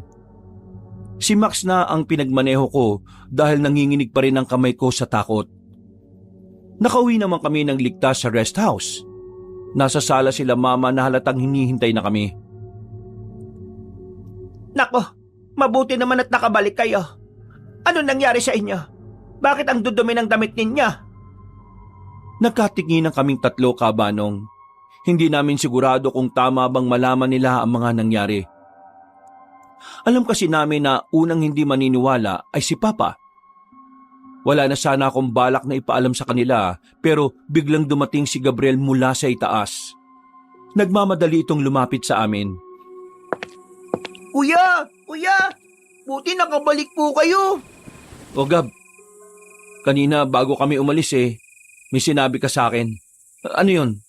Kwento mo nga sa amin. Nung kinukuhanan po kasi kita ng video, meron po ako nakitang pusa. Sinundan ko po yun. Gusto ko lang naman po kasing kunan din siya ng video Kaso tumakbo po siya ng tumakbo. Sinundan ko po siya. Tapos nawala siya bigla Babalik na po sana ako pero hindi ko na po alam kung paano ako makakabalik. Yung pala, malayo na po pala ako sa inyo. Tapos, nung naglalakad po ako, meron po ako nakitang mga taong nakaputi po. May saklo pong itim ang ulo nila. Nakaupo po sila eh. At nakapabilog po. Tapos nung tinanggal na po nila yung takip, nakakatakot po. Nakakatakot po yung mga mukha nila. Gab, nakita ka ba nila? Opo, kuya eh. Nakita po nila ako. Pero hindi po nila ako inabol nang tumakbo na po ako. My goodness! This is a big problem. Sandali. Ano ba nangyayari dito? Nakakita kami ng aswang sa kagubatan. At itong batang to, siya ang unang nakadiskubre nun. Sabi sa amin ng mga tumulong sa amin kanina, lahat daw ng taong nakakaalam ng existence ng mga aswang, nililigpit nila. So dahil nakita siya ng mga aswang sa gubat na nakita sila ni Gabriel, nasa panganib ang buhay nating lahat. Anong pinagsasasabi mo? Aswang? Ha? Ano yan? Pa, totoong aswang. Nakita naming 3 kanina. At yun ang humabol sa amin pagkatapos namin makuha tong cellphone ko. Tigilan nyo nga ako sa katarantaduhan na yan. Tinatakot yung kapatid nyo eh. Ayaw nyo palang maniwala, di pumunta kayo sa gubat para makita nyo ng harapan ng mga nilalang na yun. Kilala niyo si Max. Never naniwala yan sa mga ganung bagay. Hindi ba kayo naninibago na siya mismo ang nagsasabi ng mga ganyang bagay? Totoo ba sinasabi nila? Opo, yes po, tita. Totoo po. Kitang-kita po namin eh. Papa, totoo po talaga ang mga aswang. Hindi po sila nagawa ng kwento. Nakita ko rin po, Papa eh. Sa katunayan po pa, nakuhanan ko pa nga sila ng video gamit yung cellphone ni Kuya Nathan. Agad na kinuha sa akin ni Papa ang hawak kong cellphone. Pagbukas pa lang niya, bumungad na agad ang video. Nanlalaki ang mga mata niya nang makita ang naroon. Nakunan nga ni Gabriel ang itsura ng mga aswang. Kahit na may kalayuan, kitang-kita ang mukha ng mga yon na hindi normal. Narinig din sa video na parang may umaangil sa paligid. Binalik agad sa akin ni Papa ang cellphone. Kinuha niya ang kanya at meron siyang tinawagan. Jaime, anong gagawin mo? Sino yung tinatawagan mo? Kinokonta ko yung connection ko sa barko para mabigyan tayo ng slot sa biyahe bukas. Yung slot natin sa Huwebes pa eh. Hindi na natin hihintayin yon. Kung talagang totoo nga yung mga aswang na yan, at kung talagang mapanganib ang mga yan, abay, kailangan na nating umalis dito. Lumabas si Papa at sandaling may kinausap. Habang kami naman ay nasa sala lang. Nag-iisip kung ano ang pwede naming gawin. Kasalanan to ng batang to eh. Kung hindi ka lang sana naglikot-likot, wala sanang ganito eh. Max, wala tayong mapapala kung magsisisihan tayo. Ang mabuti pa, tulungan mo na lang ako kung anong pwedeng gawin natin sakaling matuntun tayo rito. Diyos ko, ang mga aswang na yan, totoo pala talaga ang mga yan. To be honest po, yung matandang namatay na pinuntahan namin, aswang din po ang pumaslang sa kanya. Ibig sabihin, totoo po talaga sila. Ano ka ba? Bakit ka ba nagdadabog, Jaime? Wala raw biyahe sa barko ngayon. Naka-close na rin daw yung ibang daan dahil sa paparating na bagyo. Buisit naman talaga, oh! Ibig sabihin, we need to stay here hanggang sa matuntun na tayo ng mga aswang? Shut your mouth! Kung wala kang may tutulong manahimik ka. Oh, ano ngayon? Natataranta ka. Isa ko na natin mga manok mo. Baka unahin sila ng mga aswang. Wala ka talagang modo! Jaime naman! Wala na akong nagawa. Gulong-gulo rin kasi ang utak ko kaya hindi ko na napigilan ng pagsapak ni Papa kay Max. Bumagsak si Max sa lakas ng suntok, pero bumangon naman kagad siya. Alam ko na ang mangyayari nun, pero parang wala akong lakas para pumagitna sa kanila. Parang napapagod na lang din ako. Sa ganyan ka magaling ano? Sa pagiging mapanakit na ama? Pero sa magiging mabuting ama, ayaw! Kahit na kailan talaga, wala kang magandang naidulot dito sa pamilyang ito. Sa halip na tumutulong ka kung paano tayo makakalis ng ligtas kanyang pa mga sinasabi mo. Kung mag-iisip man ako ng paraan, hindi ka kasama ron. Magsama kayong dalawa ng batang yan. Kami nila mama, kami ang aalis. Wag mong idadamay si Gabriel dito. Anong wag? Siya ang dahilan kung bakit ako nagkakagalito eh. Walang kinalaman si Gabriel kung talagang ganyan kakitid ang utak mo. Kuya Max, sorry po kung galit kayo sa akin. Sorry po talaga. Hindi ko po gusto na mahirapan kayo dahil po sa akin. Manahimik ka! Mula nang dumating ka sa bahay na ito, nawalan na ako ng tsansa na patunayan ang sarili ko sa mga magulang namin eh. Dapat sa'yo, ibalik ka kung saan ka man kinuha. Ano ka ba, Max? Sobra ka na! Anong sobra? Ayaw sobra! Nung bata ko, hindi ko naranasan lahat ng pinaparanas nyo sa batang yan. Hindi natin niya kadugo eh. Pero ako ang kadugo ninyo. Baliwala ako nun. Kaya kung gusto nyong maayos ang pamilya na to, ibalik niya sa loob. Tumigil ka na! Max, ano ba? Hindi ko na napigilan ang sarili ko, Kabanong. Nakaramdam ako na matinding galit nang makita kong nakaload na si Gabriel habang nagmamakaawa kay Max. Noong mga sandaling yon, parang nakalimutan naming lahat ang tungkol sa aswang. Nangibabaw na naman ang problema ng pamilya.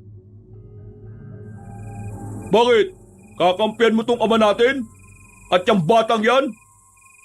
Tumigil ka na, Maximo, ha? O ano? May gagawin ka sa akin, Nathaniel? Napaka-irrasyonal mo nang mag-isip eh. Oo! Alam kong unfair si Papa sa'yo nung bata ka pa. Alam ko, may pagkukulang siya. Alam nating lahat yon. Na nung bata ka pa, hindi siya naging mabuti at mapagmahal na ama sa'yo. Pero lahat ng pagkukulang niya, siya lang yun. Walang kinalaman si Gabriel doon. Hindi kasalanan ni Gabriel na may isang pamilyang umampun sa kanya para makaramdam ng pagmamahal. Hindi kasalanan ni Gabriel kung nararanasan niya ang kaginhawaan na meron tayo ngayon. At mas lalong hindi kasalanan ng bata kung bakit ganyan ang nararamdaman mo. It's all you, Max. Ikaw na ang may kasalanan kung bakit nakulong ka sa galit mo. Nasarado yung utak mo. Huh! At sa'yo pa talaga nang galing yan ha? Ikaw na akala ko na mauunawaan mong nararamdaman ko mula umpisa.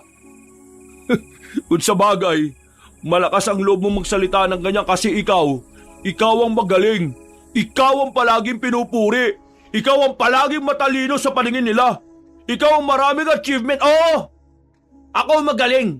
Ako lahat. Ako maraming narating because I work for it. At habang pinaghihirapan ko ang mga bagay na yon, you're busy destroying yourself comparing me sa kung ano ang kaya kong gawin. Nakalimutan mo nang kilalanin ng sarili mo dahil sa kakatingin sa akin.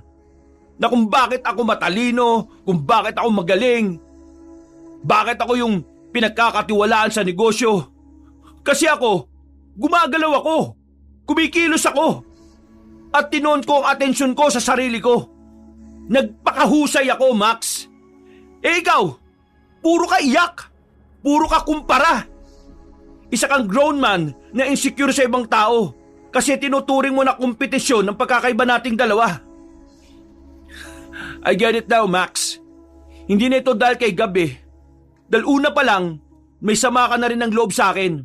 At dahil hindi mo yun maamin, pinagbubuntungan mo si Gab by bringing up your unhealed childhood. Grow up, bro! Di ka na makakausad kung palagi mong babalikan ng nakaraan. Kung nagkulang man si Papa sa'yo, hayaan mo siyang bumawi kung gusto niya. Kung ayaw niya, edi bahala siya sa buhay niya. Pareho ka rin pala nila mag-isip eh. Wala ka rin pakialam sa tunay kong nararamdaman. Move on? Grow up? Ang daling sabihin niyan para sa iyo eh, no? Palibasa, wala kang pakialam sa nararamdaman ko. Palibasa, hindi kayong napagkaitan ng pagkakataong mapatunayan ang sarili mo. Palibasa, ang problema mo lang ay kung paano ka magkakaroon ng normal na buhay. Samantalang ako, problema ko kung paano ako matatanggap ng ama natin na walang ibang alam kundi tingnan ako sa mababang paraan. Palibasa, wala ka sa lugar ko kaya hindi mo alam ang pakiramdam ko. Paano mo nasabing hindi ko nararamdaman ang nararamdaman mo? Pareho lang naman tayong hindi nakaranas ng tamang pagmamahal noon. Pareho lang tayo napabayaan ng ama na meron tayo ngayon. Hindi mo alam? Dahil wala kang alam na sa tuwing pinababayaan ka ni Papa, nandun ako para magkasama tayo. Nung walang nag-aalaga sa'yo, nandun rin ako. Nung walang nag-aasikaso sa'yo, katabi mo ako. Nung muntikan ka nang matanggal sa school, ako yung kasama mo. Lumulod ako sa mga teachers at principal nyo para hindi ka nila alisin. Nung na-hospital ka, nandun ako. Iniwan ko yung importanteng bagay na sana naabot ko na pangarap ko. Pero pinili kita, Max. Kaya paano mo nasabing hindi ko alam ang pakiramdam? Kung nahihirapan ka noon, mas nahihirapan ako. Mas nagdusa ako. Mas marami akong sinakripisyo para lang mabantayan ka at hindi ka maligaw. Tapos, hindi ko alam ngayon ang pakiramdam? Nasasabi mo yan kasi mas pinili kong magpanggap na hindi apektado eh. Kasi yun ang kailangan kong gawin. Para hindi bumigay ang pamilyang to, kailangan ko magsilbing pangalawang haligi. Kahit ang totoo, marupok din ako! Nung mga sandaling yon, ay tuluyan na akong bumigay, Kabanong. Nanghina ako sa sobrang sama ng loob. At pakiramdam ko, wala na akong kailangang itago sa kanila. Pakiramdam ko yun na ang tamang pagkakataon para masabi ko ang tunay kong nararamdaman. Kabanong, wala na akong pakialam nun kung magmukha akong mahina sa mata ni Papa. Siguro, nagtataka kayo kung bakit parang ang lakas-lakas ko no? Kung bakit parang sa tuwing nag-aaway kayo ni Papa, palagi lang akong nasa gitna, umaawat, nagsasalita ng magaganda para magkabati kayo.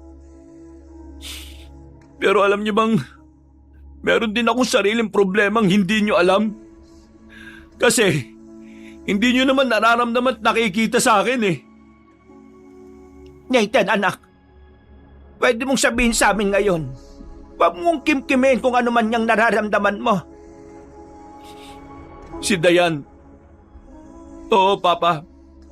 Ma, si Dayan. Yung anak ng mortal mong kaaway sa negosyo. Si Dayan, yung childhood friend ko at crush ko. Naging kami ng 5 years. Tinago namin kasi alam naming dalawa magkakagulo. Paghihiwalayin niyo lang kami. Kasi galit kayo sa isa't isa ng papa niya, hindi ba? So ayun, 5 taon. 5 taon kaming patago-tago. Nakikita kami ng hindi alam ng nakararami. Nagdi-date. Masaya naman kami kahit napatago Hanggang sa nagbunga yung pagmamahalan namin. Yes, Ma. Lola ka na. Sana. Naging lola ka na sana. Kaso, Ma, wala na yung baby namin. Ma, nakunan si Dayan Wala na siya. Wala na yung anak namin. 5 buwan. 5 buwan pa lang siya pero bakit kinuha siya kagad sa amin, Ma? Sobrang sakit sa amin nun.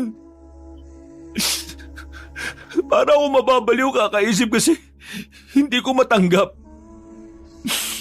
Hindi ko matanggap na bakit kami yung nawalan ng anak. Naghihingat naman kami. Mabuti naman kami. Wala kaming tinatapakang tao. Pero, bakit kami yung nawalan? Yung pakiramdam ko, para akong araw-araw na sinasaksak sa puso. Pero Ma, hindi ko yung pwedeng ipahalata sa inyo Lalo na sa iyo pa. Kasi kapag nalaman mo yon, kapag nalaman mo na yung anak ng mortal mong kaaway ay naging ina ng anak ko, na apo mo, siguradong itatakwil mo ako At siguradong itatakwil din si Dayan ang buong pamilya niya. Alam mo ba kung gaano kahirap yun, Pa? Araw-araw kumikilos ng normal kahit sa loob-loob ko. Durog na durog ako. Pero kahit na ganon, Wala kayong narinig sa akin. Mas inuna ko pa ang pamilyang ito kesa sa pamilyang sinubukan kong buuin. Pero nabawasan ka agad. Napakahirap ng kalagayan ko, Ma. Pa!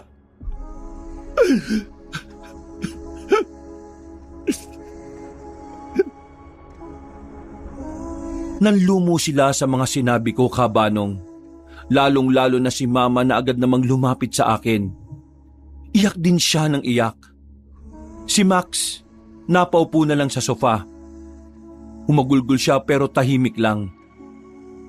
Si Papa naman, lumapit din sa akin. Niyakap niya rin ako. Ganon din naman si Gabriel.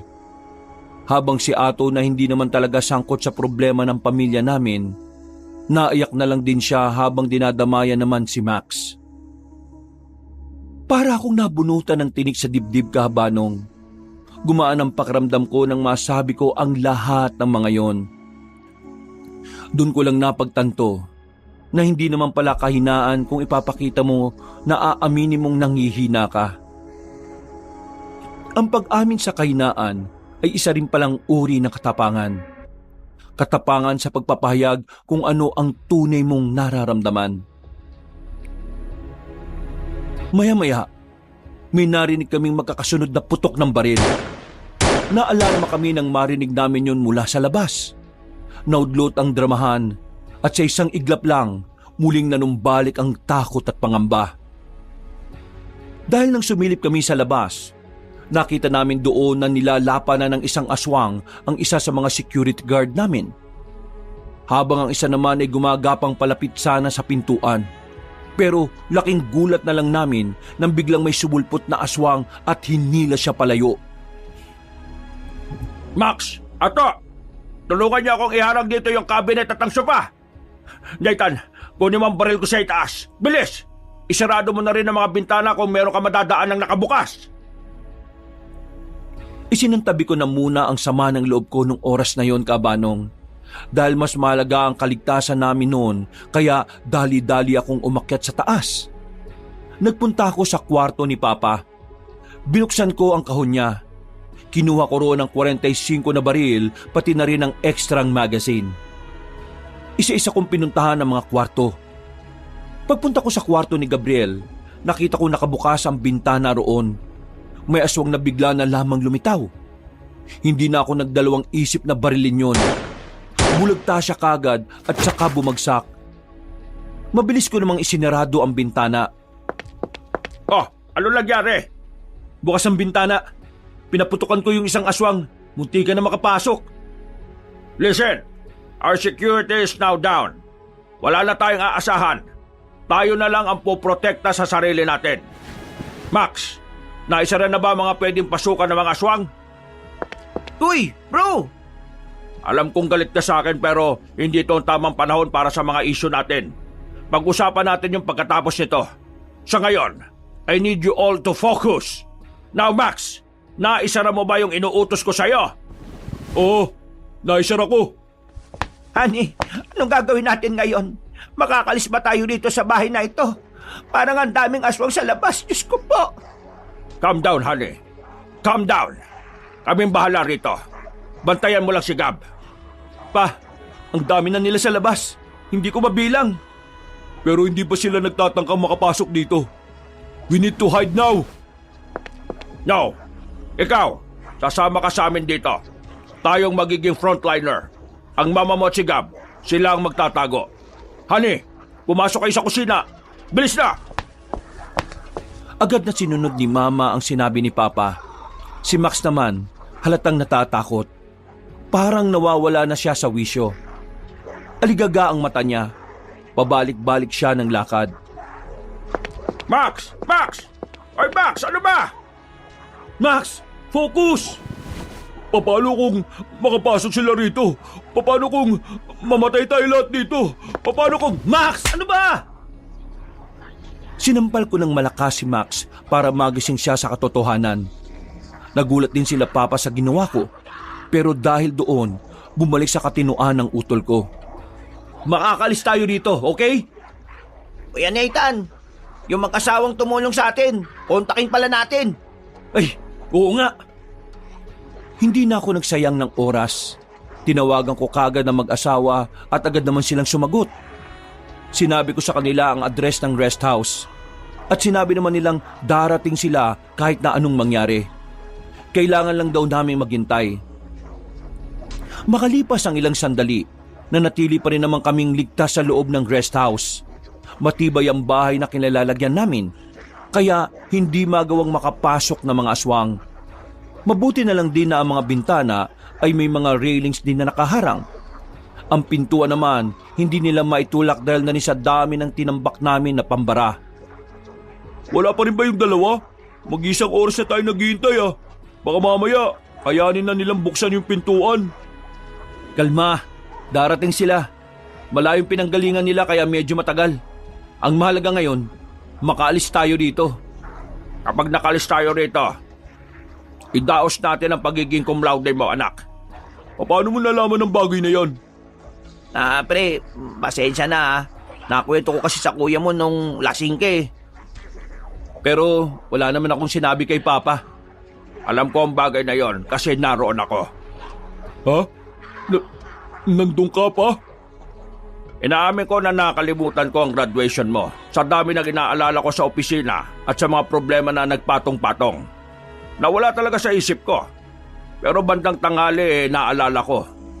Umalis kaagad ako sa opisina kahit na nagsisimula pa lang ang conference with investors. Bumiyay kaagad ako. Ang kaso, traffic. Nakarating naman ako pero late na. Nakita ko lang si Ato. Siya ang nagsabit ng medal sa'yo. Kung nakita mo pala ako, bakit hindi ka lumapit? Bakit hindi ka man lang nagpakita? Kasi naisip ko, mas maiging hindi mo alam na naroon ako. Kasi pakiramdam ko, wala akong karapatan na purihin ng mga naroroon bilang mabuting magulang, kaya ka nagkaroon ng achievement. Pakiramdam ko, wala akong karapatan na maging ama mo nung oras na yon kasi wala akong naiambag sa mga pagsisikap mo. Pero ikaw ang kailangan ko ron eh. Hindi si Ato. Mukha lang tatay yan pero hindi ko yan tatay. Ikaw yun. Ay, grabe ka naman sa akin bro. Nawalan ako ng lakas ng loob, anak. Nahiya ako sa sarili ko. Patawad pero, Max, hindi mo alam noon pa man nakasubaybay ako sa iyo. Palagi kong tinitingnan ang mga report cards mo. Nakikita ko nagsisikap ka. Hindi mo lang alam. Masaya ako. Proud ako. Proud ako sa nagawa mo. Pero patawarin mo ko. Patawarin niyo ako kasi hindi ko maipaliwanag ang sarili ko. Hindi ko ma-express ang sarili ko. Oo, alam ko nagkulang ako noon.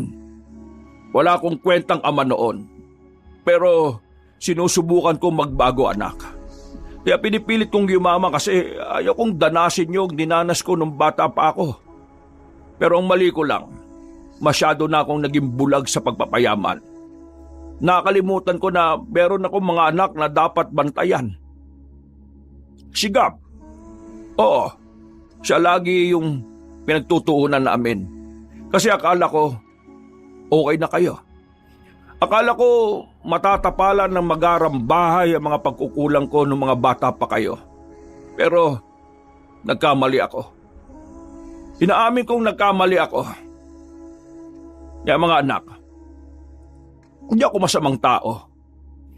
Alam kong may kakulangan ako. Pero hindi ako masamang tao. Mahal ko kayo. Hindi ko lang alam kung paano ko yun ipaparamdam.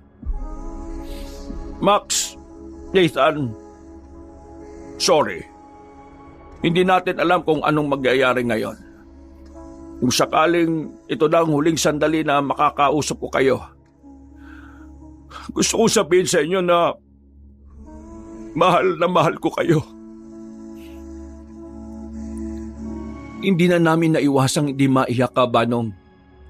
Pero natigilan na naman kami sa aming kadrabahan dahil nang biglang umahangin ng malakas ang mga aswang.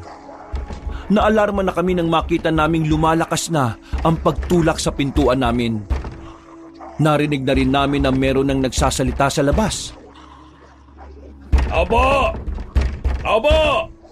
Papasok kami dyan sa ayaw at sa gusto ninyo. Pasensya na! Kailangan namin burahin ang mga taong nakakalam na kami ay narito sa probinsyang ito. Ikaw ba ang pinuno ng mga aswang? Umalis na kayo! Papatay ko kayo kung hindi kayo aalis! Wala kami kasalanan sa inyo, ah! Yung bata, siya ang dahilan kung bakit kailangan niyong mawala! Hindi kami natatakot sa inyo! Patay kung patay tayo! Ha! Sige! Ganyan! Yan ang gusto ko sa mga tao! Palaban!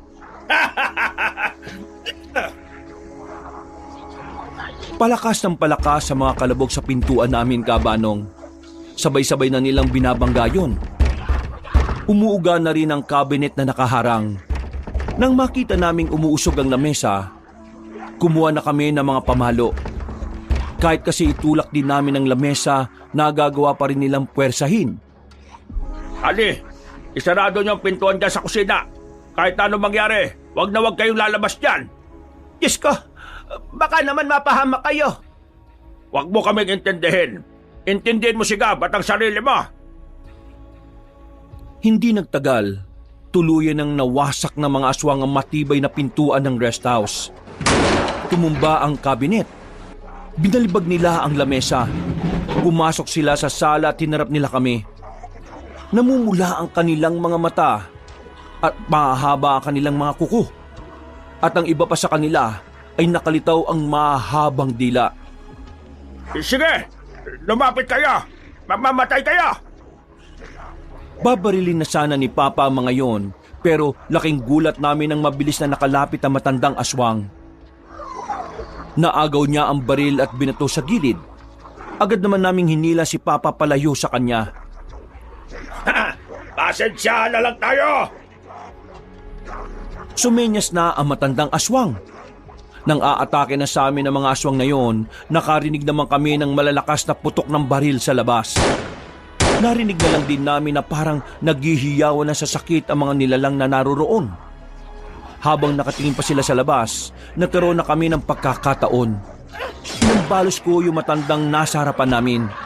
Tinamaan siya sa muka.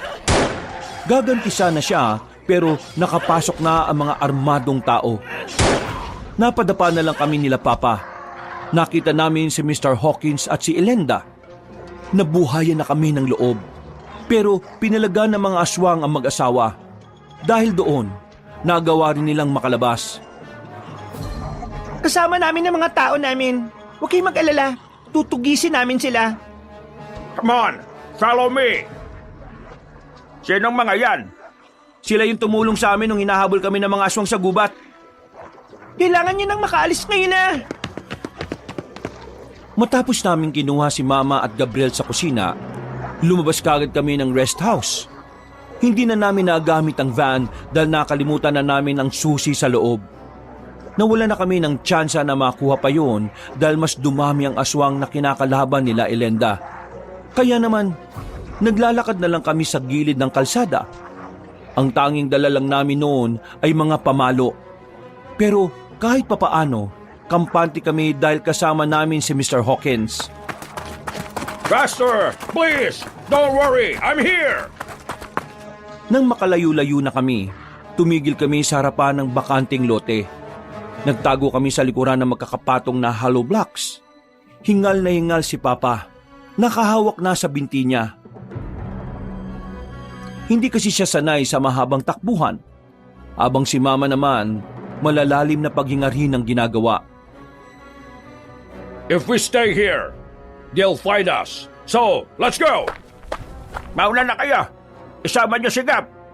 Hindi pwede. Magkakasama tayong aalis dito. Sobrang sakit na pa ako eh. Magiging pabigat lang ako sa pagtakas natin. Hindi, sasama ka. Hindi ka pwedeng maiwan. Bubuhati na kita!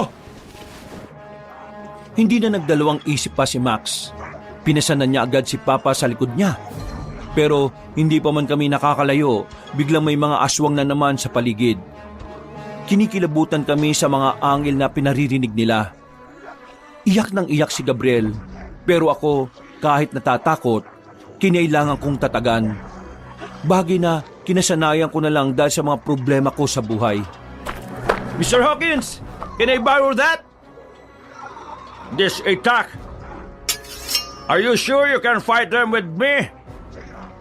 I'm scared, but this is about the safety of our family. So, I don't care. Okay, that's a real man thing.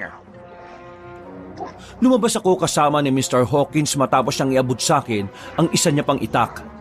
Hindi nagtagal, gumapang na papunta sa amin ng mga aswang. Magaling ang ginawang pag-counter-attack ni Mr. Hawkins.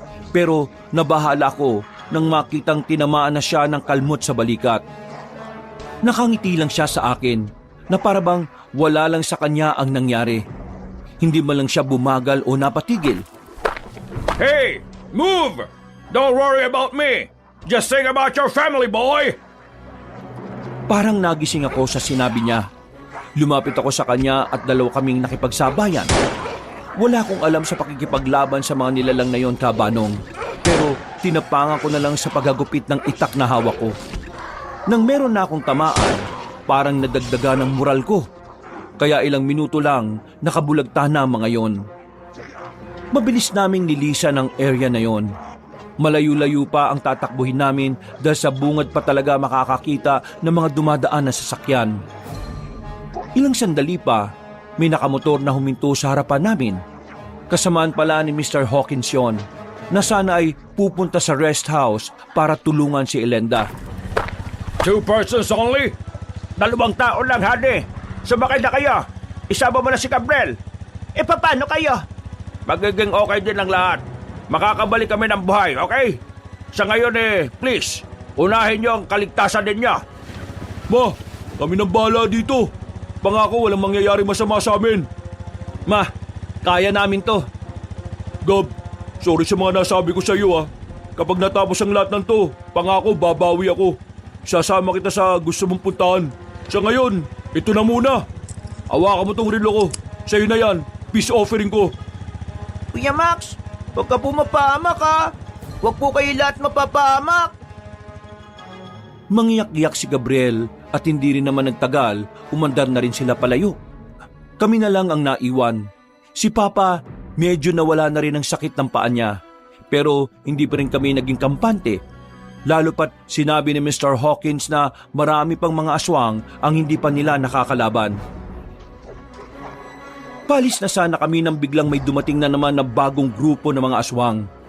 At sa pagkakataong yon, mas marami na sila. Nararamdaman ko ng alanganin ng sitwasyon namin. Kaya naisip kong palakasin ang loob ng mga kasama ko. Aswang lang ang mga yan! Walang mas malakas sa pamilyang nagkakaisa! Maya-maya pa, agad na ring lumusob sa amin ng mga aswang. Pinangunahan niyo ni Mr. Hawkins. Siya ang nasa unahan at nasa likuran naman niya ako. Sila Papa naman, mano-mano silang nakikipagbasagan ng muka sa mga aswang. Sa unang 5 minuto, nagagawa pa namin silang sabayan. Pero kalaunan, nakaramdam na rin kami ng pagod. Doon ko napansin ang taktika ng mga aswang. Kaya pala, hindi sila masyadong nalapit, hinihintay lang pala nila kaming mapagod. Sandaling natigil ang labanan nang biglang dumating ang pinuno ng mga aswang. Ang matanda, nakangiti pa siyang lumapit. Para bang hindi man lang nasisindak sa laki ng katawan ni Mr. Hawkins. Akala nyo siguro, papatusin ko ang mga lintik na manunugi sa rest house? Hindi! Wala naman doon ang target ko Nandito! Hindi ako tanga! So you're digging your own grave, old man. Pag mo ko ma-English-English dyan, baka ikaw una kong lapain. You can fight alone, coward. Stop acting like a king of underworld because you don't have any balls to fight me one-on-one. Coward? Anong sinasabi mo? I'm not coward. I'm just bring the friends aswang. Because friends don't live alone. Just admit, You guys are coward and weak, so you need to make a large group to fight a single person like me. Coward! Lakas mag-trash talk ni Mr. Hawkins ah. Nakapanood siguro ng Dota. Not coward! Me are very brave person, Aswang.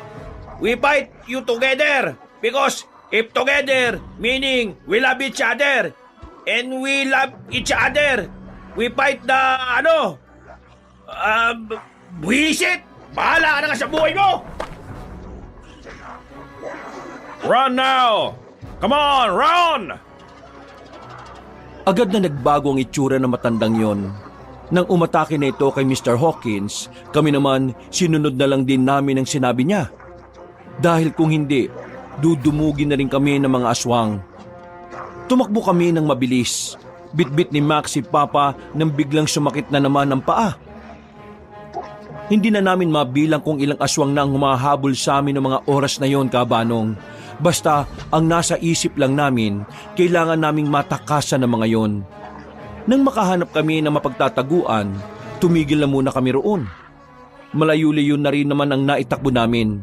At ang nasa isip namin ay hindi na kami maabutan ng mga nilalang na yon.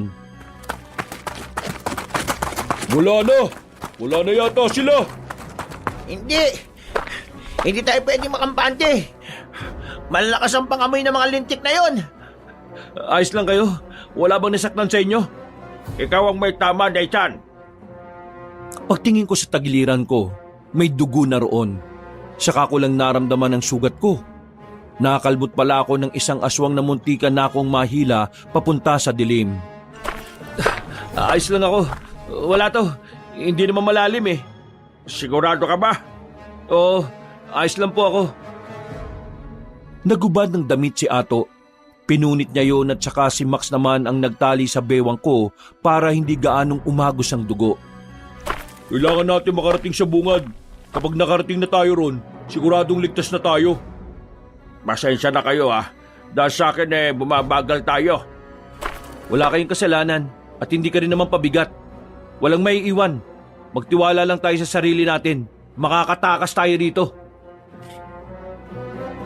Maya-maya pa, lumabas na rin kami sa pinagtataguan naming lumang waiting shed. Wala kaming nakitang aswang sa paligid. Sa halos 15 minutong pagpapahinga, akala namin ay makakaligtas na kami. Pero laking gulat namin nang biglang lumitaw ang matandang aswang. Sugatan na siya, marami ng tama sa katawan, pero may lakas pa rin siya. Anak ng tinapay naman Sa kasamaang palad, ako ang nakarating dito at hindi ang matandang kano na yon. Wala nang sagabal. Mapapatay ko na rin kayo. Ano ginawa mo kay Mr. Hawkins? Tanga ka ba? Ano sa tingin mo? Masyado ka madaldal. Kung kanina mo pa kami pinaslang, tapos na to. Tito naman, ayaw ko pa pong mamatay, no? Reverse psychology yan. Maganda kayo. Walang matatakot. Focus lang. Walang magagawa ang focus-focus nyo sa kabangisan ko. Nakalapit siya sa amin at naagaw niya ang itako. Akmang kakalmutin na niya ako nang sinipa siya ni Papa. Pero hinawi lang siya ng matandang aswang. Lumapit naman si Max. Sinuntok niya ang aswang. Tinamaan yun sa muka. Pero parang hindi tinablan. Si Ato naman nakakuha ng pamalo sa gilid. Kahoy na palot China. Pagpalo niya, umilag yung aswang at ako yung tinamaan sa hita. Tumawa pa yung aswang sa nangyari, pero nawala na lang yung tawa niya nang biglang dumating si Mr. Hawkins. Sugatan siya, pero hindi naman malala ang mga galos niya. Nalaki ang mga mata ng aswang. Mabilis na lumapit si Mr. Hawkins at agad na humataw ng malakas ang hawak nitong itak. Tinamaan ng aswang sa leeg na agad nitong kinabagsak. You think you can defeat me? Hell no! You! Hindi na naituloy na matandang aswang ang kanyang sasabihin nang tuluyan na siyang nalagutan ng hininga. Noong mga sandaling yun ay tuluyan na kaming napanatag. Lumapit sa amin si Mr. Hawkins. Medyo nahahapdian na rin siya sa mga sugat niya. Pero si Papa pa rin ang inalalayan niya. Okay, we're done here. Let's go again. Naglakad na naman kami ng naglakad. Buti na lang, inabutan din kami ng iba nilang kasamahan. Naisakay na kami sa tricycle at kalaunan ay nakarating na rin sa mas ligtas na lugar. Ayong kina Ilenda, natalo nila ang mga aswang pero hindi pa rin daw natatapos ang kanilang laban kontra sa mga nilalang na yon. Dahil hindi pa rin nila nauubos sa mga aswang na nananatili pa rin nagtatago. Ganun pa man, malaki ang pasasalamat namin sa kanila.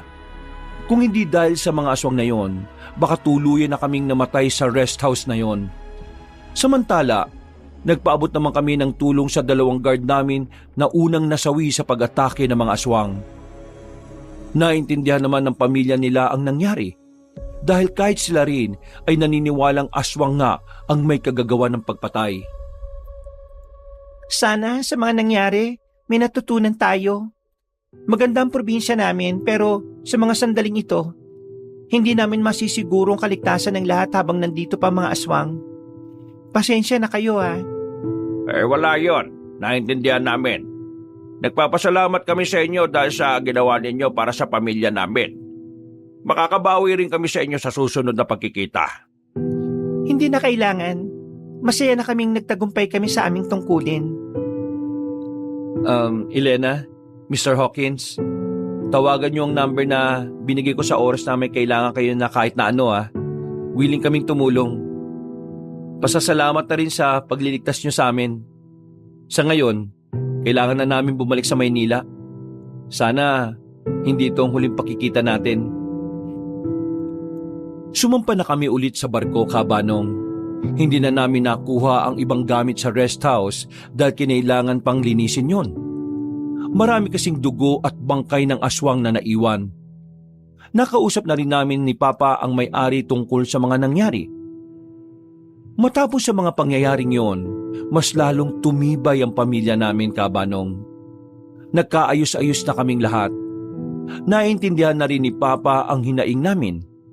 At nauunawaan na rin namin kung bakit ganon si Papa. Si Gabriel at Max naman, naging maayos na rin ang kanilang samahan. Sa katunayan, mas sila pa nga ang naging close. Ang pamilya, mas lalong nagiging matatag kung ang komunikasyon sa bawat isa ay nananatiling buo. Sa pagkakaunawaan at pag-uusap talaga ang nagiging daan upang mas maintindihan natin ang saloobin ng bawat isa. At yun nga ang ginawa namin.